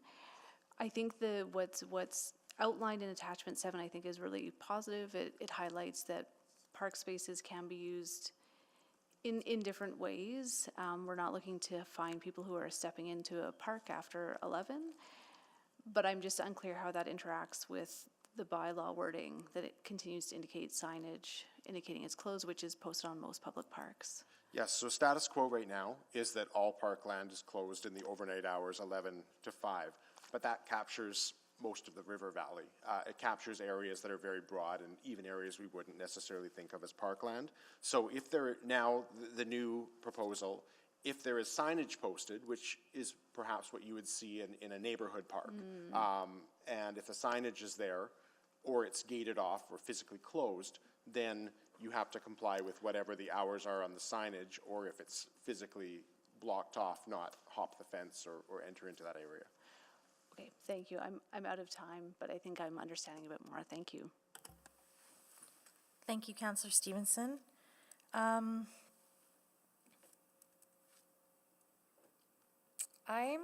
gonna jump to, we're not putting any subsequent motions on the floor because we can't put subsequents on until after, or if this gets 3 readings.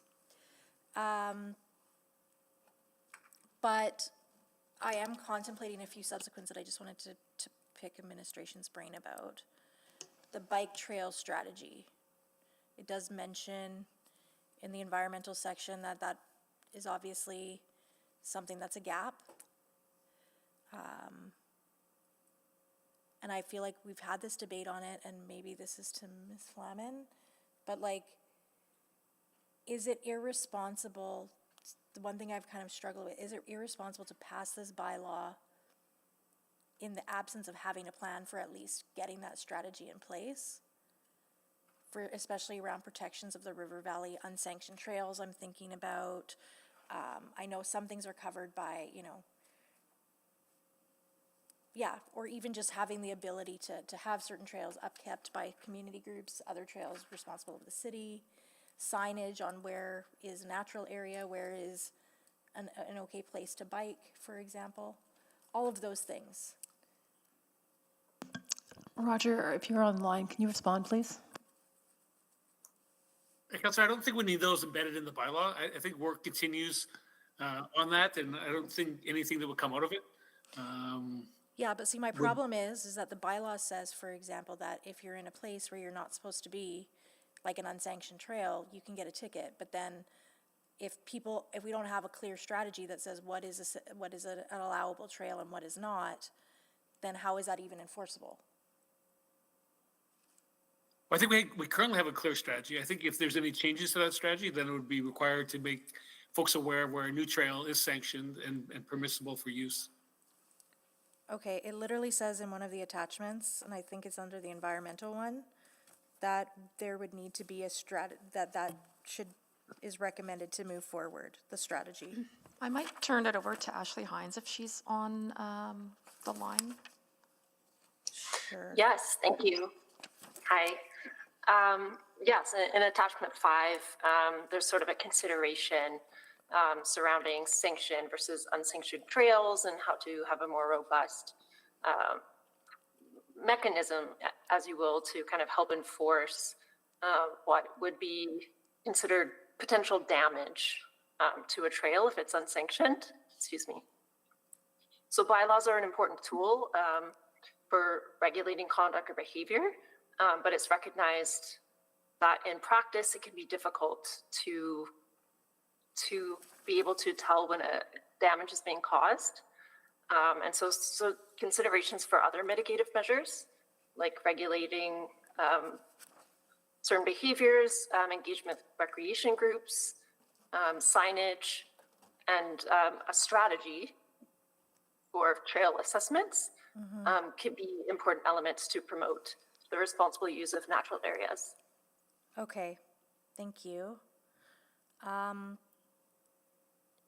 it wasn't clear to me in reading the report if we will be, as a part of the work of this implementation, identifying sacred fire sites, other sacred fire sites across Edmonton, or if you need that direction to do that in a subsequent. I think as a city and through our Indigenous framework and working with our partners, we are always open to exploring those options. Nothing further is required from council to direct that. Okay, and then if the feral, I'm kind of still leaning towards exempting feral cats. Would you want any kind of subsequent around feral cats and talking with consultation, collaboration with any kind of welfare groups or anything? Or if it's removed,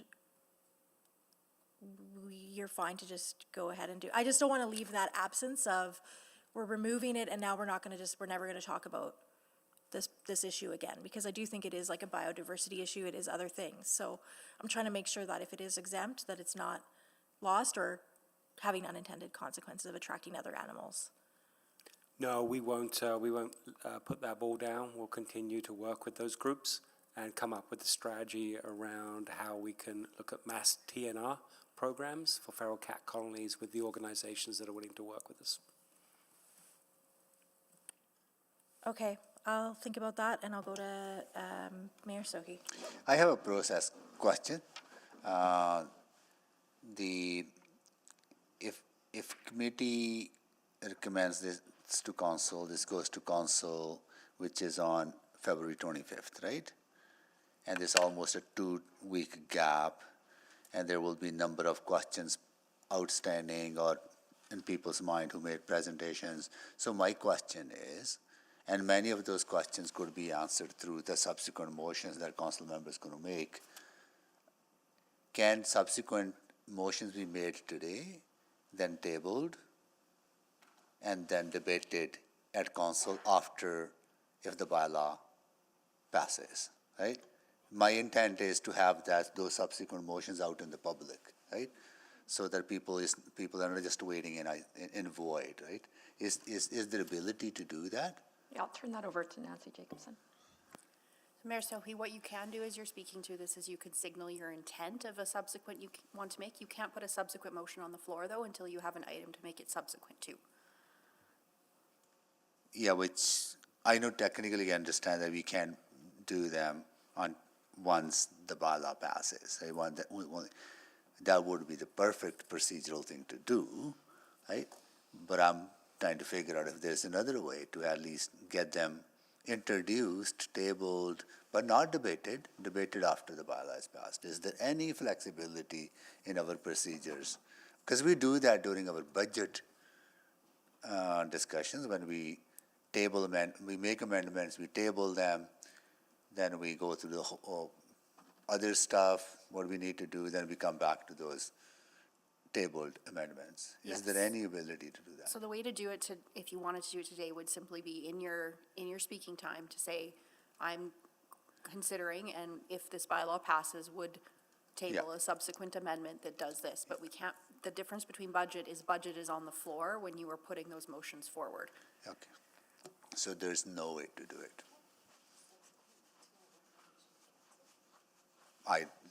My suggestion would be that when you speak to the recommendation, that you can indicate what subsequence you are planning to do if this passes at council. That would be my recommendation on that. Thanks. Well, I was trying to find innovative I ways. know you're trying to find it, but just like we're limited in what level of authority we have, we're limited by our own processes. Okay. Councillor Stevens, oh, sorry, Mayor, you still have time. I'm done. Oh, okay. Councillor Rutherford, if I may, I have a response to the mayor in terms of the public washroom strategy, if I can. Oh, absolutely. Yeah, so we have over 145 permanent public washrooms in the city of Edmonton, with 17 of those being temporary and mobile. They have a variety of opening hours, some opening as early as 0500, so 5 a.m., some as 9 a.m., and all open up until about 2200, so just before midnight, all of which are posted online for the locations with the varying operating hours. We have also 14 locations that are resource with washroom attendants, with majority of those in the permanent washrooms, with 6 of those in the permanent washrooms, as well as others within the libraries, in ETS transit centers, as well as in the River Valley at Lewis McKinney. Part of the strategy as well is looking at expanding where public washrooms are. We just finished an extensive What We Heard report that has a strategy on where new locations could be done based on public feedback. Those are being posted to the public, Edmonton.ca public washrooms. Within that, what we heard report as well, we're working with our partners in IAS for future developments within capital and renewal. With the most recent one with Warehouse Park, which is the construction has already started, we'll see a new permanent washroom being put in there, as well as consideration at Mary Burley, among other locations in the downtown core. There's also plans working with our partners in UPE around within the downtown recovery is looking at additional mobile washroom locations based on what we heard and based on the needs analysis. Does that answer your question, Mayor Sohi? Okay, sounds good. Councillor Stevenson. Thank you.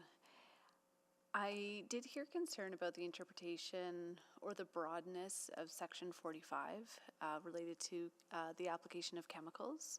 And I think the intent is very clear. I don't think this is in any way intended to limit individuals from applying sunscreen or bug spray on themselves. I'm wondering if for clarity, wording, if we changed it to, applying other chemicals on a public space. I think what we were trying to prevent is people putting it on. Yeah, Councillor, I don't know that that's necessary. I think this is an example of what legally we would call de minimis in terms of the legal concept. The law does not concern itself with trifles. I don't know that any enforcement or any court for that matter would give any credence to the application of bug spray or sunscreen on the wording that's found in this bylaw. Yeah, and I think again, this is just responding to some concerns about how that could be interpreted, but I'm hearing pretty definitively that there's no cause for concern there. No, I can say with certainty that's the case. Great. For the section on drones, there's a provision for drones that are less than 250 grams to fly within a designated area. Could we elaborate a little bit more on what that designated area is? They are to be designated after. So what this does is essentially create that ability to create those designated areas. That's part of the implementation work to figure out where they would be safe and appropriate. Ah, okay. And that work will happen, it doesn't require further direction. That will just be as part of the implementation. Yes? That would need to happen, yes. Great. And opportunity for public input about where that might be needed? I'm assuming yes. That could be, no Great. problem. Great. Just also wanted to confirm that protests, even if they're not required to have permits, would still be subject to noise bylaws? That's correct. Great. Thank you. So then, I think that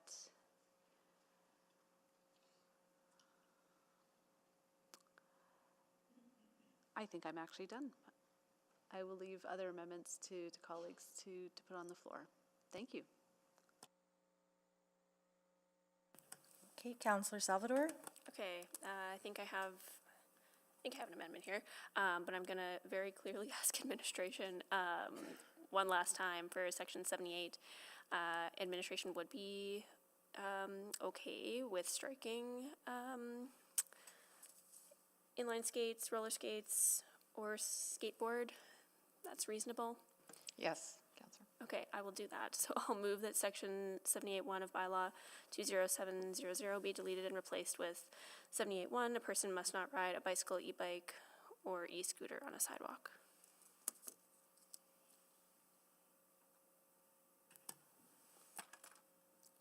Please go ahead and introduce. Yeah, not too much to introduce here. I think this was brought up by Councillor Wright. Really appreciate her bringing this forward. And yeah, recognizing that administration is also comfortable with this change. It allows folks who are using rollerblades or a skateboard to do so on sidewalks, typically more of a leisure and recreation type activity. So that's all. Thank you, Councillor Salvador. I do just have two quick questions. There was also a recommendation from one of our council colleagues to change the age, and so I was just going to ask administration. I know it's not a part of this, but maybe I might amend this depending. 14 or 16. If this is amended as it is, that it would be the bicycles, it would still say that sort of up to, exemption of under 14.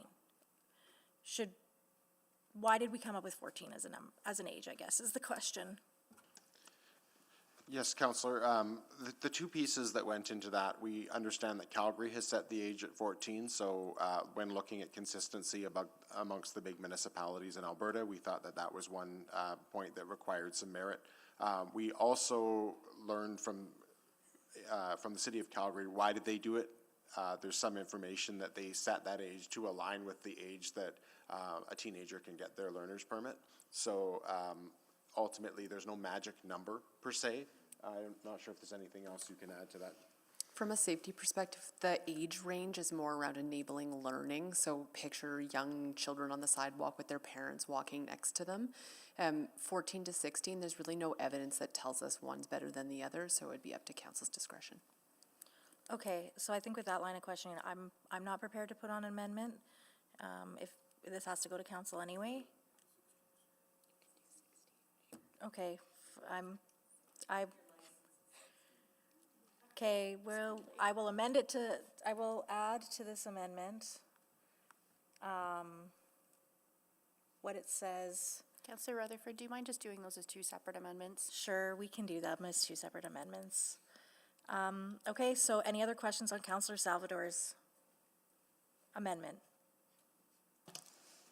Please vote.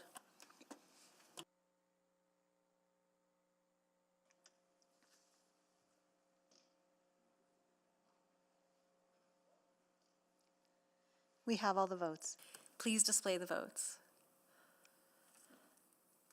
Okay, and I am going to take my turn. I am also going to put that amendment on the floor then, which I'm just trying to find again.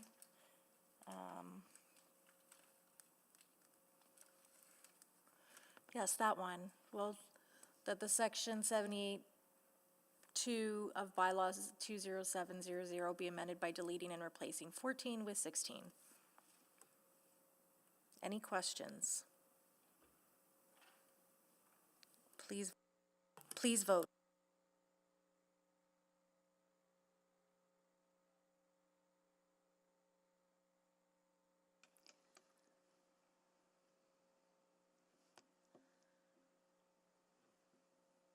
Just waiting on one. We have all the votes. Please display the votes.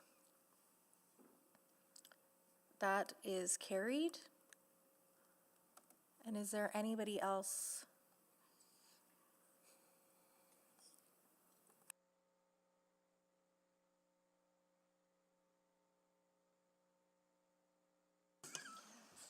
Okay, let's talk about cats, feral cats. Where's the, okay, I'll look at it here.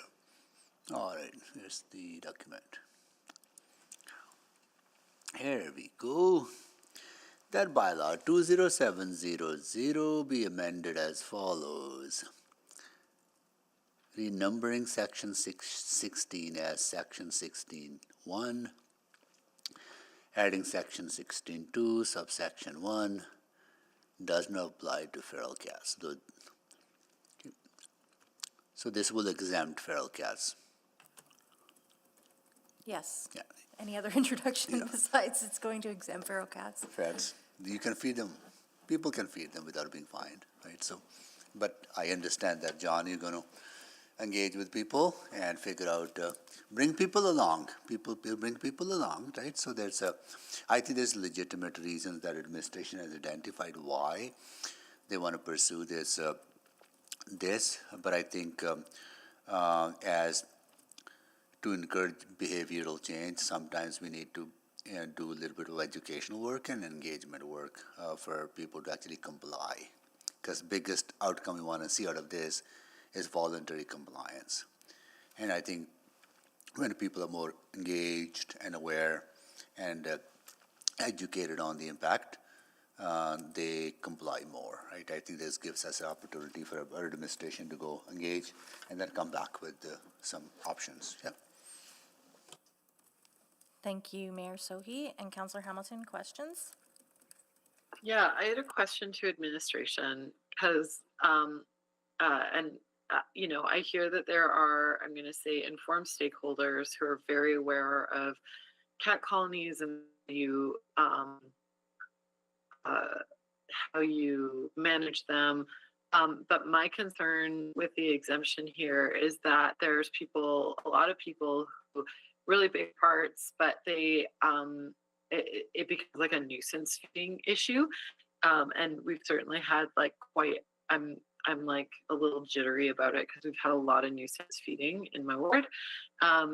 And so I'm wondering how nuisance feeding, and to clarify, we can define what nuisance feeding is, but my experience with it has been, you know, leaving food that's not specifically intended for animals or leaving large quantities, attracting other wildlife to the area by leaving food out. Could you maybe help clarify how, if we were to exempt feral cats, how we'd still stay on top of nuisance feeding habits? Yeah, absolutely, Councillor. We'll still have the appropriate sections to deal with people feeding wildlife.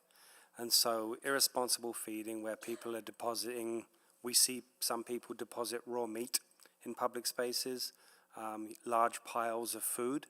So those aren't the kinds of foods or the method of delivery that we would typically see with a responsible colony caregiver. So I do think we have enough of a distinction that we'll still be able to hopefully educate, and if that fails, still have enforcement tools at our disposal for those people who continue to feed irresponsibly. All right, that's helpful. That will be part of, I imagine, your cat colony education. There, and forgive me for this. There's an intersection between sort of managing cat colonies that live usually sort of in the river valley. How do you, and invariably these colonies will unfortunately attract other wildlife who might see them as a potential food source. And I'm wondering how you navigate that. And I'm not trying to be macabre about it, but like coyotes are known to sort of pick off cats, whether they're domestic or feral. And I'm wondering how you manage that tension as well. Yes, I think when we come back with the Animal Licensing and Control Bylaw Policy Direction Report at the end of March, we'll be able to have a more fulsome discussion about what our public engagement and our research has told us. And we do suggest some changes to, you know, defining some terms, understanding the differences between truly feral cats that live in colonies and avoid people, and, you know, cats that live in communities but maybe live outside. The commitment we've made today is that regardless of whether feral cats are exempt from the definition of wildlife or not, we will still reach out and connect with colony caregivers and start to talk about best practices and also about the possibility of a mass TNR program. And just to be clear, we do have a public trap, neuter, release program that is in operation right now. It's simply a matter of scale. And without understanding the actual scale of our population, it's really difficult to understand what the gap in resourcing to respond humanely might look like. When we have a better picture of that, my hope is that other organizations will be willing to partner with us, share resources, and develop a mass TNR program that will actually have an impact. Great, thank you. Thank you, Councillor Hamilton. So if I'm kind of hearing it correct, it's a bit, well, if there was direct council direction to put feral cats back in, it makes more sense to exempt at this point, have a broader discussion, because I think there is some question about the distinction between feral cats and other kinds of, so at this point, while we're debating this bylaw, before we've had that conversation, it makes, and what I'm understanding, and so I'm just asking my understanding is correct, that it might be prudent to exempt it for now. If it's still problematic, if you animal care and control can always come back and make this recommended amendment in the future. Yeah, absolutely, Councillor. I think that gives us the opportunity to work with some of our animal welfare organisations and see what's possible. Okay, perfect. Thank you. That's all my questions. Anyone to speak to this? Mayor, to close? Just to add what the Councillor Rutherford was saying, like that engagement will inform future changes. And I don't know if we need to make a subsequent motion to initiate that conversation or not. I think we'll have the time to think about it. But this is not this kind of exemption now, with the understanding that something will come back to us. Yeah. That's it. Thank you. Please vote.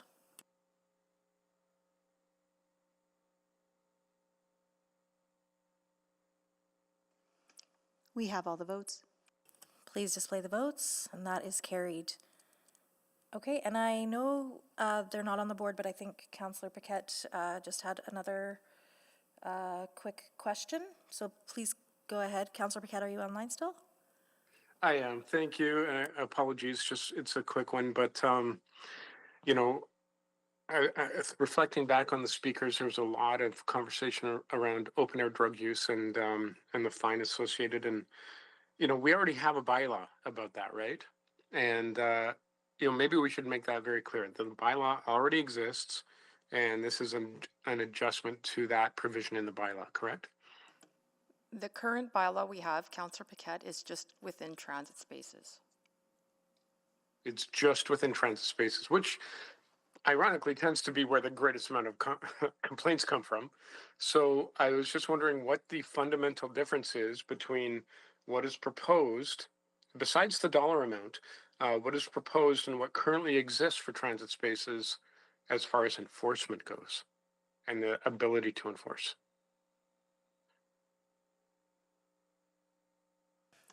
Is there a difference? I can take the first part in terms of what currently exists. Perhaps I can turn it over to John then to speak to how it's enforced. In terms of what currently exists, it makes it an inappropriate behavior to use a controlled substance in a transit space. The difficulty with transit spaces is it's not always transparent in terms of where a transit space ends that's owned by or managed by Edmonton Transit, and then a pedway that might be operated by facilities but is not part of the transit infrastructure. So what the new bylaw proposes is two things. Number one, to expand it more broadly to public spaces, but also reduce the fine to $25 so that it's functionally, it allows the peace officers to have the ability to intervene, but of course not the necessity to intervene. How it's applied, I'll turn it over to John. Yeah, because that's the big question. Yeah, thanks, Councillor. I'm going to pass this one over to my colleague, Mr. Jones, who's online. Thanks, John. So I think what Michael is suggesting is it provides clarity both for everybody out there in Edmonton, but also for our enforcement folks with respect to where this applies and where it doesn't, in order, you know, that's one of the benefits here, to sort of give that consistency across the board. And I think how it's applied is it really gives our peace officers a rationale to approach people, to use those 4 E's, to encourage them, and then ultimately the goal, as you know, John has already talked about, the ticketing rate is really low on this one. What we need to do is we need to stop the behavior, and this is what we've talked about in the past, is kind of interrupting that problematic behavior that is leading to public complaints, that is leading to everything that we hear about open air drug use. And so if we can get people to move along, you know, leave, especially in transit spaces where it's you know, contained, and so the air isn't flowing as freely as it could be, you know, you get lots of complaints about secondhand drug vapors and that sort of thing. And so what we do is we approach people and try to address the issues without. Oh yeah, no, I'm aware. Okay, so let's put it bluntly. People are very frustrated about, especially if they have like smaller children walking through clouds of drug smoke and things like that when they enter into transit areas.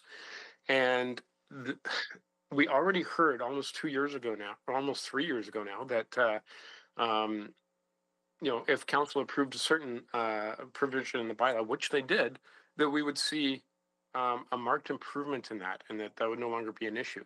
Now we're hearing, oh, no. Now, if we do this, then that will be the marked improvement. And I'm looking for clarity on behalf of my residents about this because they're extremely frustrated. Like, what is the holdup on being able to enforce on this right now?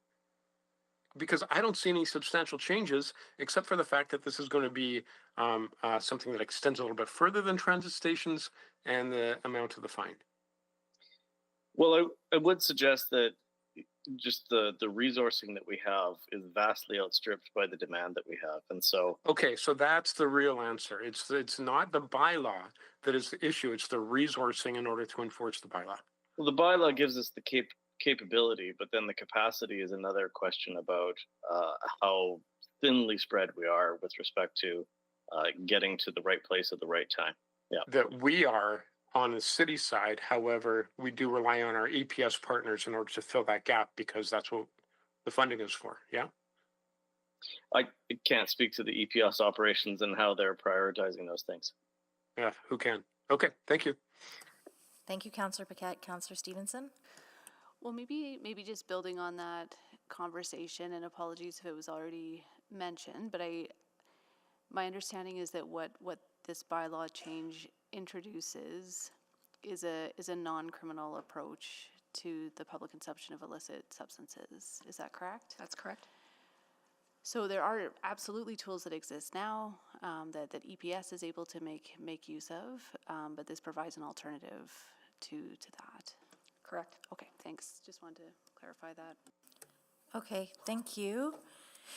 I'm seeing no further questions, no further amendments, I guess, to the clerk. We've amended a lot.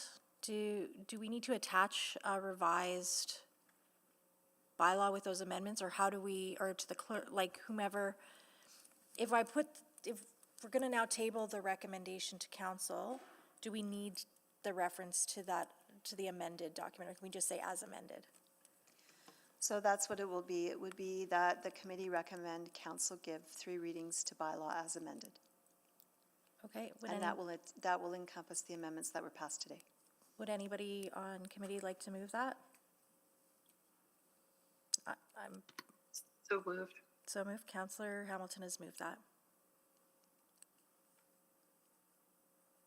Okay.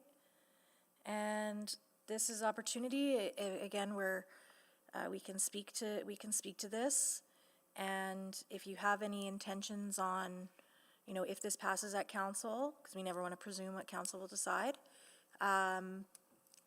what you might consider subsequently on that, this would be a great time to do that, or otherwise just speak to whatever's in your heart. Anyone like to go first?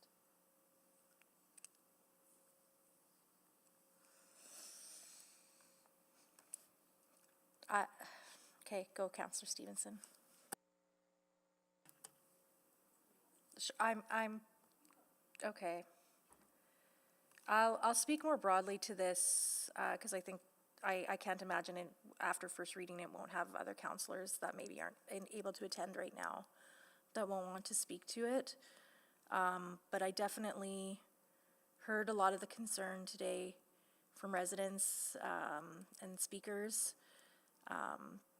There's been a lot of voices on this issue from workers asking for safer workspaces, businesses, even visitors to our city and what they'd like to see, and vulnerable populations and vulnerable, being very broad and very different vulnerable populations, from seniors to youth to unhoused folks and everything in between. So I just want to say thank you to everybody that's contributed their voice to this and where we are today. If there aren't amendments that reflect your concerns, do know that there is some subsequents that are being worked on, specifically around outcome evaluation and making sure that we have some accountability for how these things end up rolling out over the next year. So that's a commitment that I make in terms of a subsequent,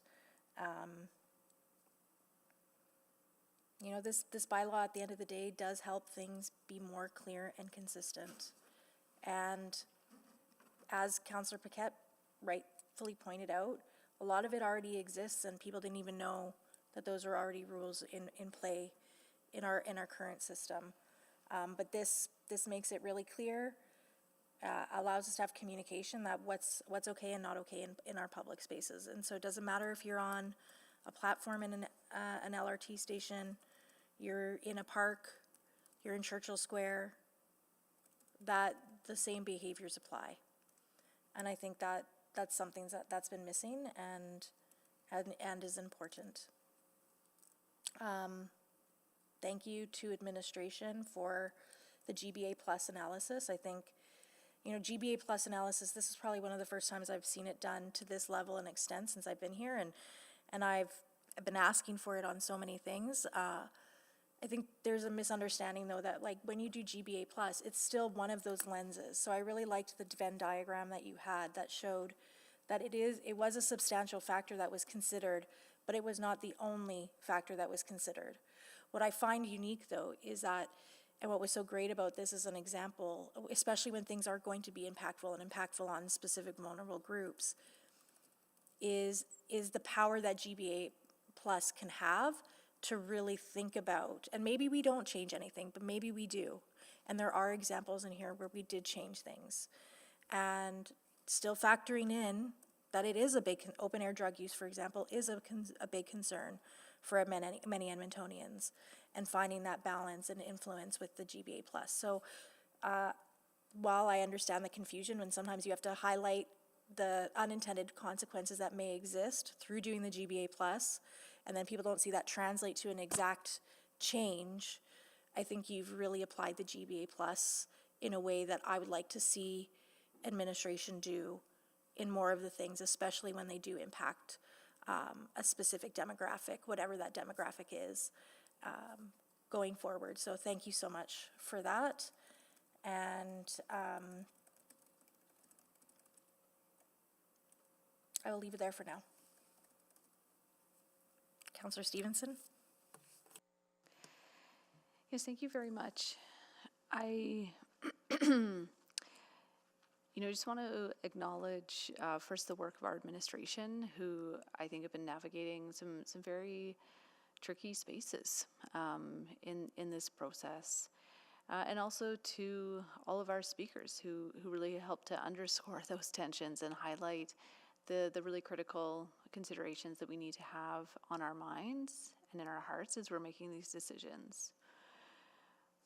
What I most take away from what I heard from every single speaker is that no one wants to see Edmontonians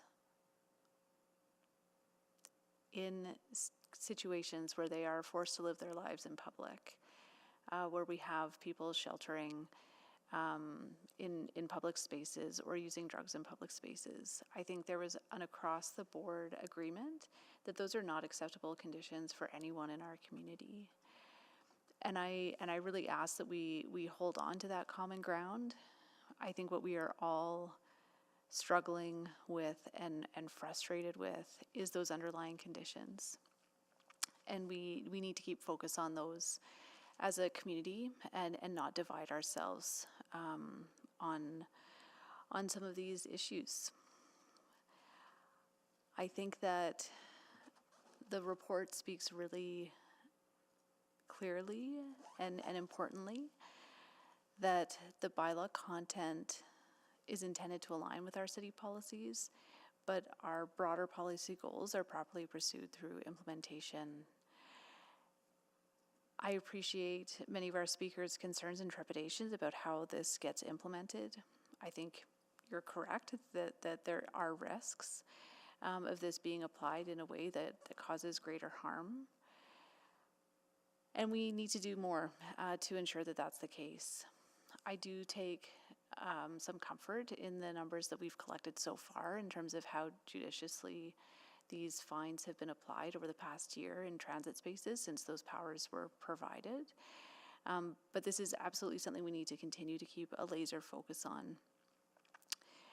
That is how we're going to understand and make sure that we are holding our organization accountable to the commitments that have been made today in terms of how this will be applied.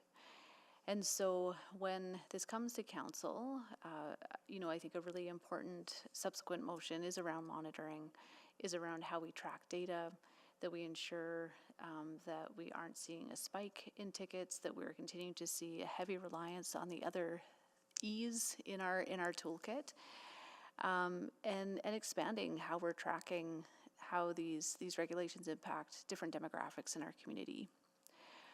I'm also very interested in exploring enhanced training for our peace officers who will now be engaged more often with folks who may be using drugs.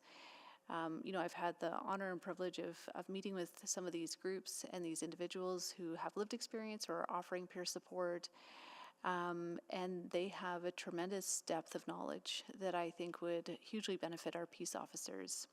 So I'd very much like to pursue training opportunities that are driven by community and provided in that, again, already extensive canon that our peace officers go through, but I think really drilling into this issue is critical. I am pleased that we've been able to clarify some of the wording and interpretation of how this bylaw will be applied. I also really appreciate the clarity that I have now that these Part 3 tickets will never lead to warrants.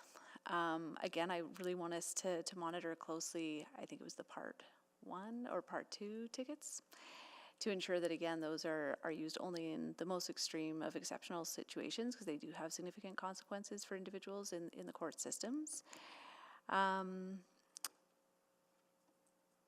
I am also pleased that we've been able to provide clarity, and I think a better outcome for protests, clarifying as an improvement to how it is now that protests do not require permits in our city. Having the ability to express ourselves through protest as a community is critically important, and I appreciate the mayor's motion to strengthen those provisions. So again, thank you to all the speakers and to all our staff who've been working on this very important project. Thank you, Councillor Stevenson. Councillor Salvador? Yeah, thank you. Really appreciated the conversation today and wanted to take a moment to thank all the speakers who shared their insights and their concerns with us, as well as administration for their ongoing work on this file. I think, I want to start from a place of acknowledging the real challenges that we face in our public spaces. Public spaces are where broader societal issues, including poverty and addiction and homelessness, are clearly evident. And I really do understand the concerns that have been raised about this bylaw and its potential risks and effects on vulnerable community members. When I think about the intention behind the work in front of us, it really was an effort to consolidate and articulate as a community what behaviors are considered acceptable in our shared public spaces, from parks to public transit.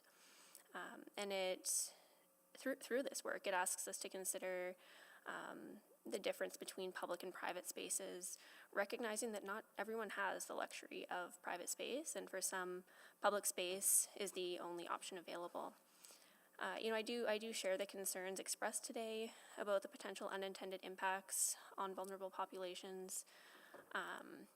I think about we're over 5,000 now, people who are experiencing homelessness in our communities. And we know that we need urgent action from all levels of government. Without safe and stable housing, people will continue to struggle and encampments will continue to persist. All things that we've clearly articulated that we don't want to happen in our communities. And while today's discussion is about a bylaw that does not address root causes, and I would say at best it's on the symptom management side of things. I do think it's important to highlight that when it does come to systemic changes, we are making some pretty serious investments as a municipality. I think about the investments we're making into community safety and well-being, including around $120 million to fill gaps left by other orders of government related to homelessness and the addictions crisis. Council has directed $183 million towards 2,700 new and renewed units of affordable and supportive housing, $20 million to Indigenous-owned affordable housing. And we're also making significant investments into 24/7 crisis diversion, as well as community outreach transit teams that center the roles of outreach workers and connections to social supports and programming. And I think what's really difficult and a reality that we're running up against in this conversation is that municipal government doesn't have the jurisdiction or ability to solve all of these deep-rooted social challenges. There were a number of concrete actions that we heard called for today that I agree with, that we urgently and desperately need, that unfortunately the city alone can't provide. At the same time, I'm also thinking about the diversity of voices that I've been hearing from throughout my term. Community members have raised important points about the safety of our transit system and other public spaces, especially for those who experience their own forms of vulnerabilities and the clear need for expectations in those public areas. I do hear and understand the frustrations of parents with young kids, seniors, or transit workers and frontline staff who've experienced exposure to harmful substances, open-air drug use, and I acknowledge that our expectations for safety in public transit and other public spaces is critical as well. And then I'm also just reflecting on the reality that the current regulations have to be considered in the context of the alternative or default, and what currently exists. And what I find is that under the current set of bylaws, they are, from my perspective, more punitive in a way. We have higher fines for some of these behaviors today, and that difference is important to note, and to recognize that current regulations, while far from perfect, often impose harsher penalties than what is proposed in front of us with this new draft bylaw. Finally, encouraged to see some of the amendments that have already been made today, in particular the amendment that ensures that all people will have no barriers for peaceful protest and assembly.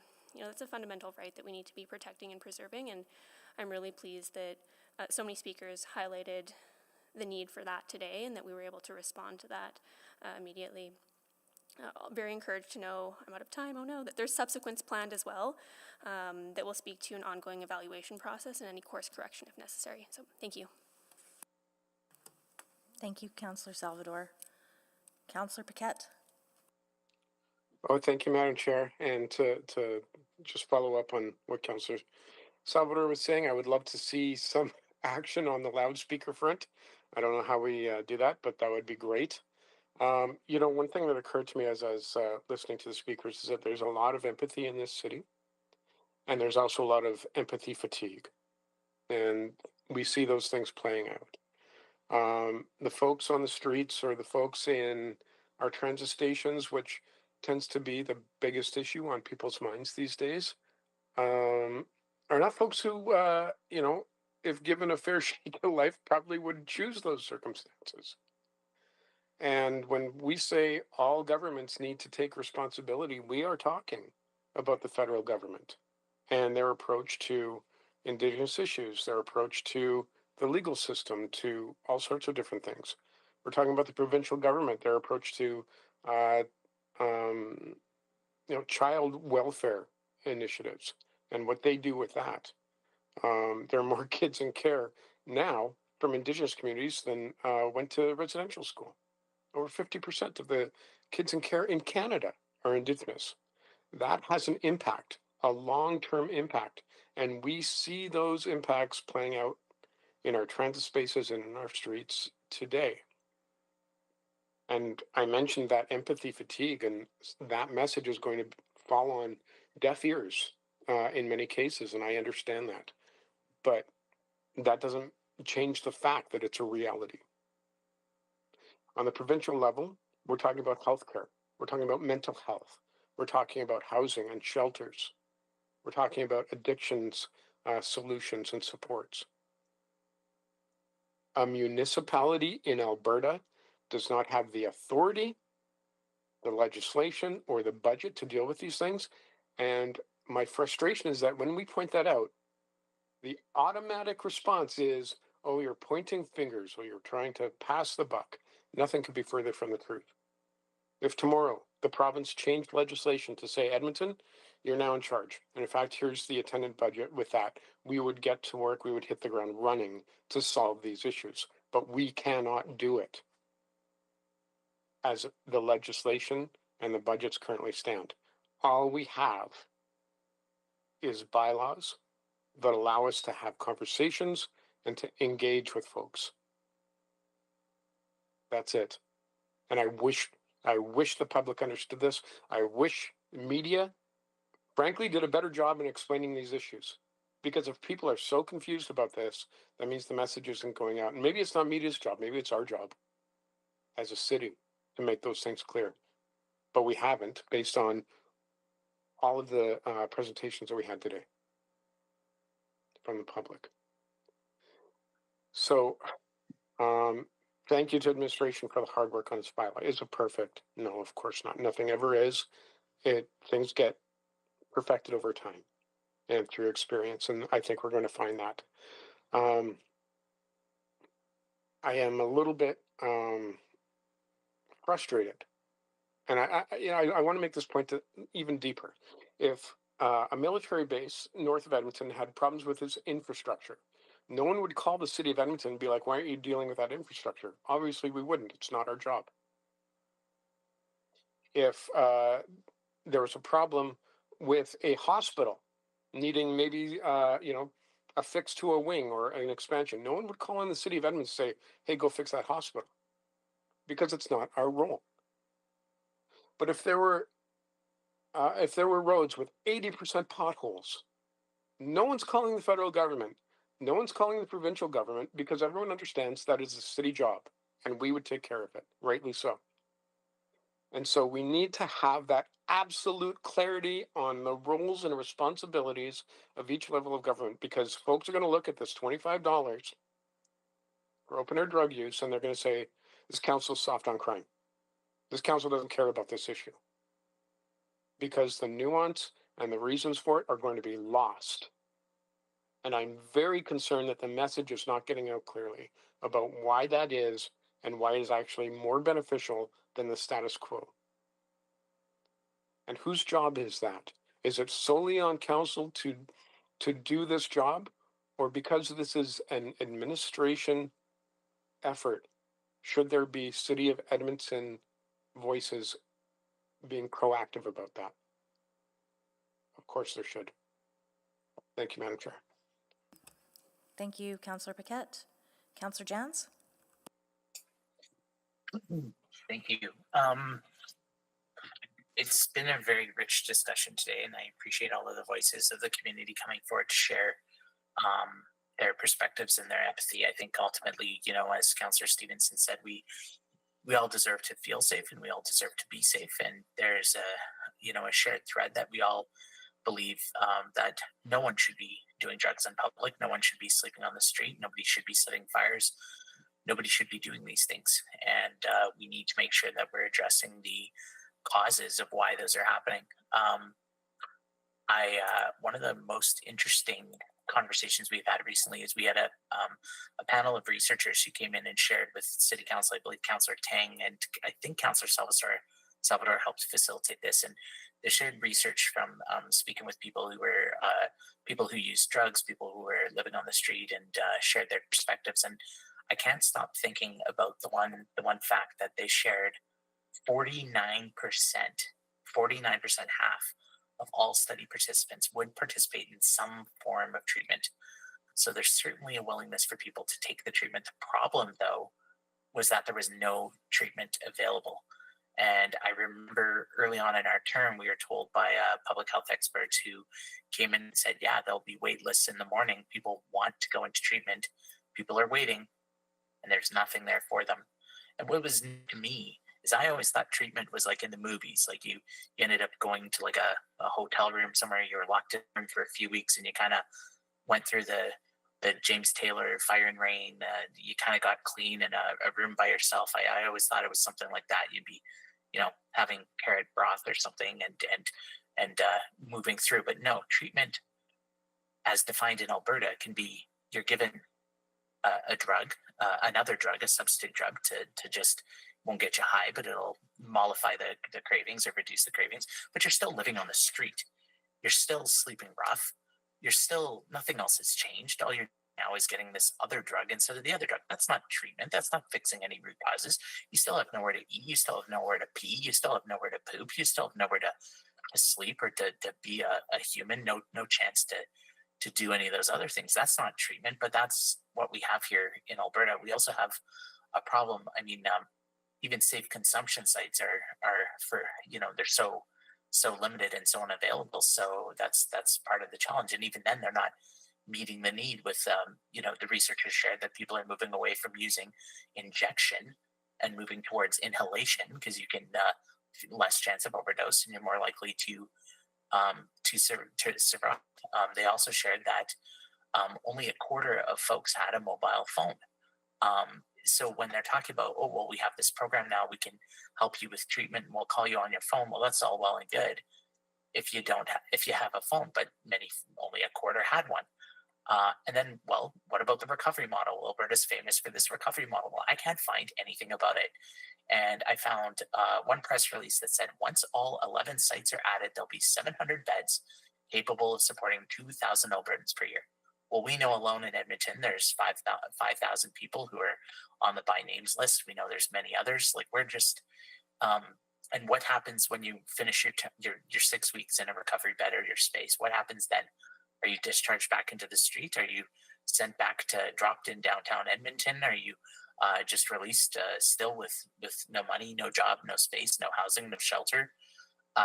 We're spinning our wheels here. So I would call on everyone who spoke today to really do press the minister, especially those folks from the business community and those who have been asking for this bylaw. Leduc City Council this summer voted, and they said the quiet part out loud. They voted to close the homeless hub in Leduc on the understanding that they could ship vulnerable folks into Edmonton, send them here instead.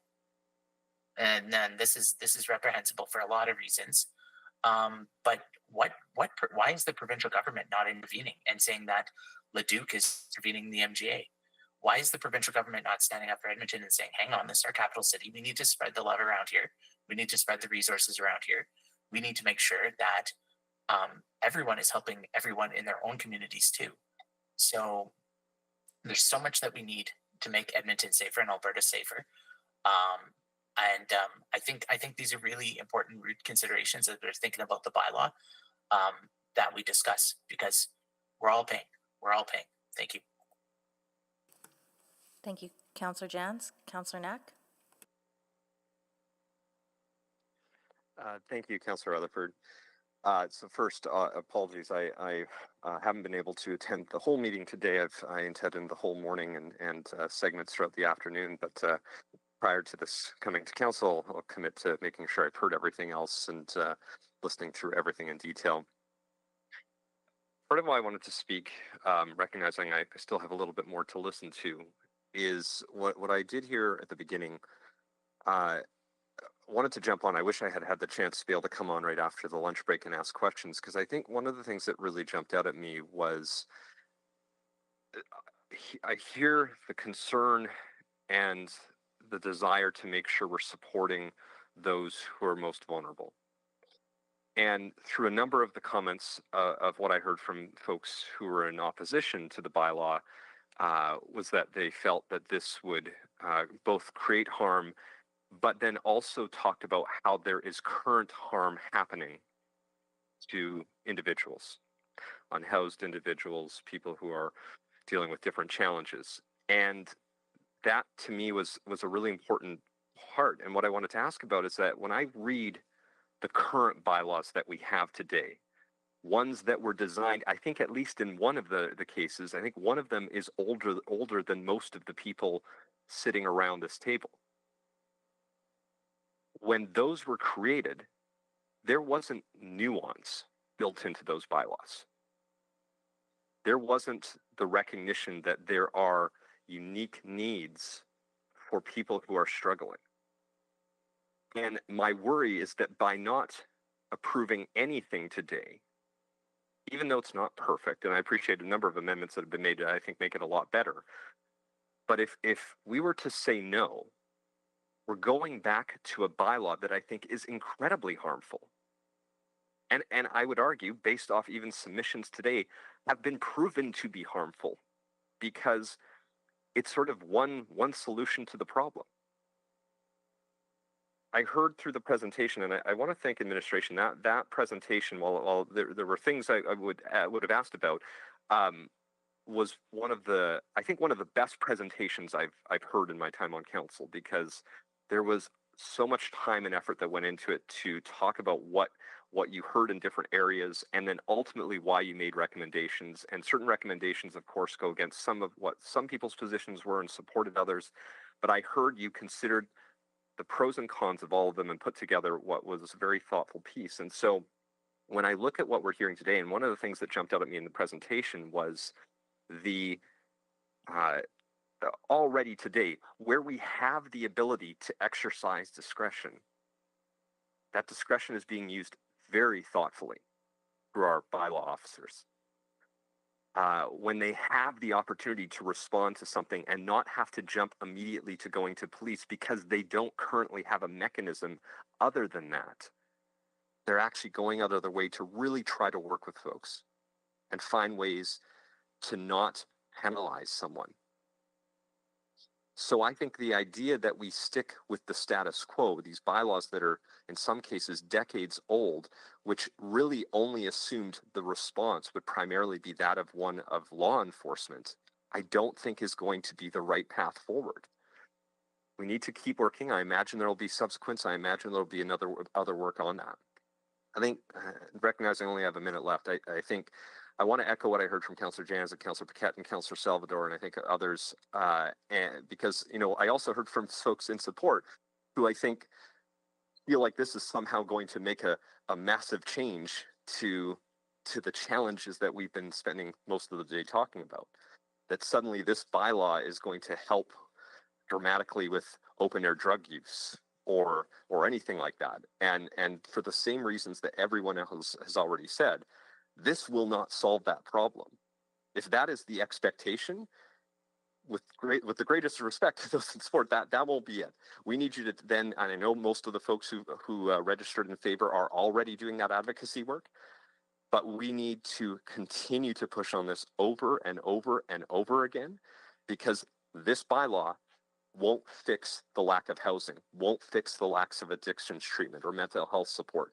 We still need a full force action on that. So I think we'll have that conversation another day coming up, but wanted to thank everyone for their work on this.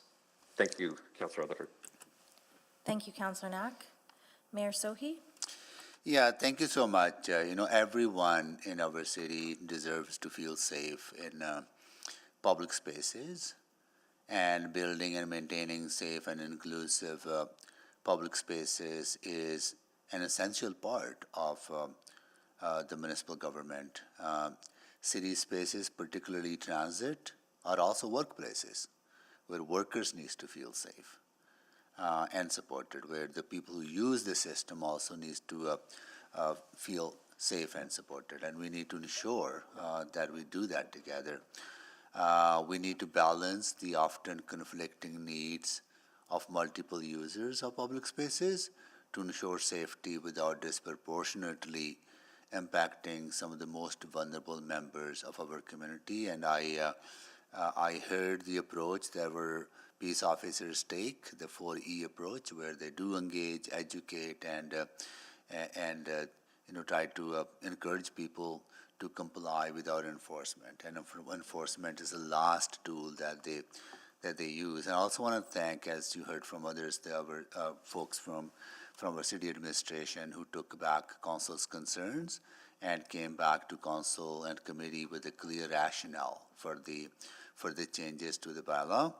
And they have tried hard to balance setting expectations for appropriate use of public spaces and the behavior with minimizing the impact on unhoused Edmontonians.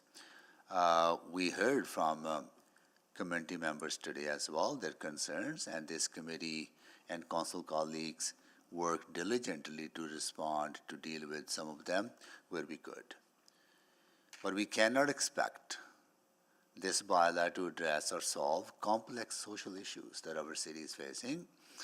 That is why this city council has been investing in programs like public washroom strategy, COT teams, crisis diversion teams, the affordable housing investment program, the municipal drug poisoning response. And we need our partners, both from the federal government and the provincial government, to act more quickly on their investments in healthcare, in affordable housing and permanent supportive housing, mental health and addictions, and increase those investments to match the needs that exist in our community.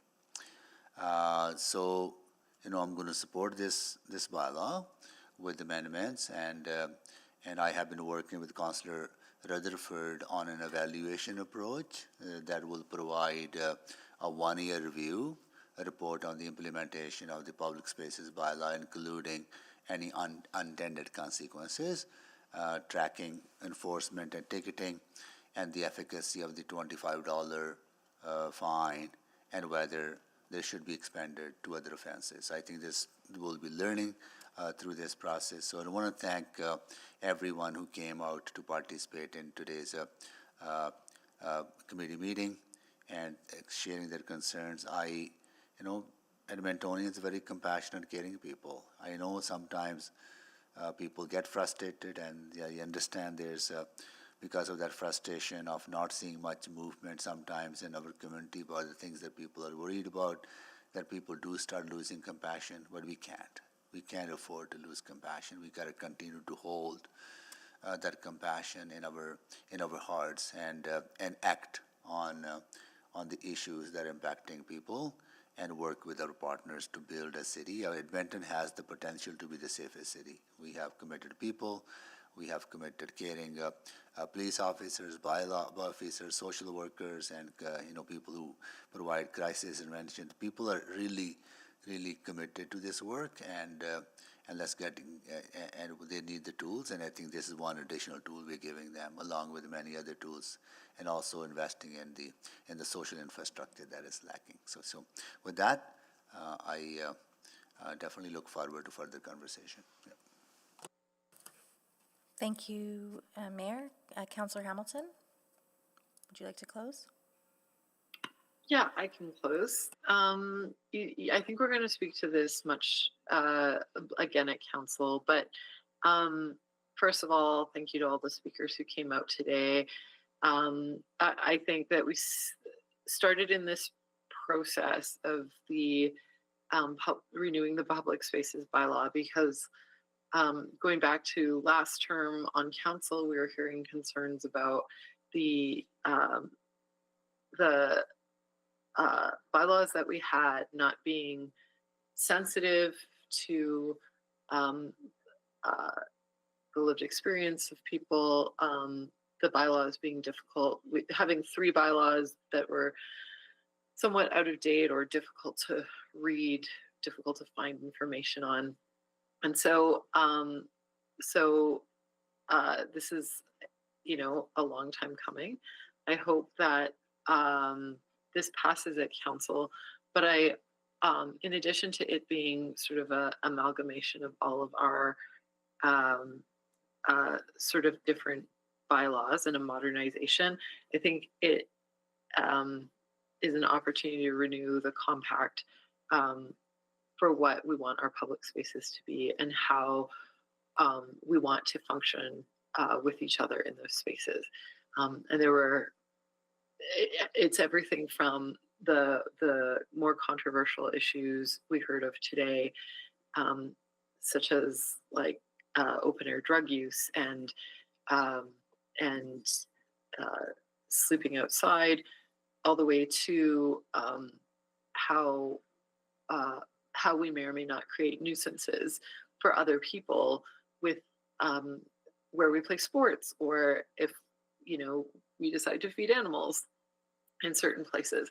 And so it's very broad, it's imperfect, but I think it is an opportunity to tell Edmontonians something that they've been saying, which is that they want to hear that their safety, not necessarily comfort, but their safety is a priority in our public spaces. And I do think that this advances that agenda a little bit further. So I will leave it there and thank everybody for a good faith discussion today. And we'll see this at council. Thank you. Thank you, Councillor Hamilton. Please vote.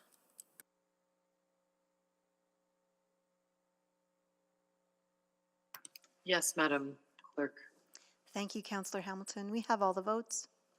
Please display the votes. And that is carried. And so that will be at the next council meeting for debate and readings. Okay, no council inquiries. I don't think I received any. Or responses to council, private reports, motions pending, none. Motions or motions without customary notice, none. So we are adjourned at 8:45. Thank you, everyone.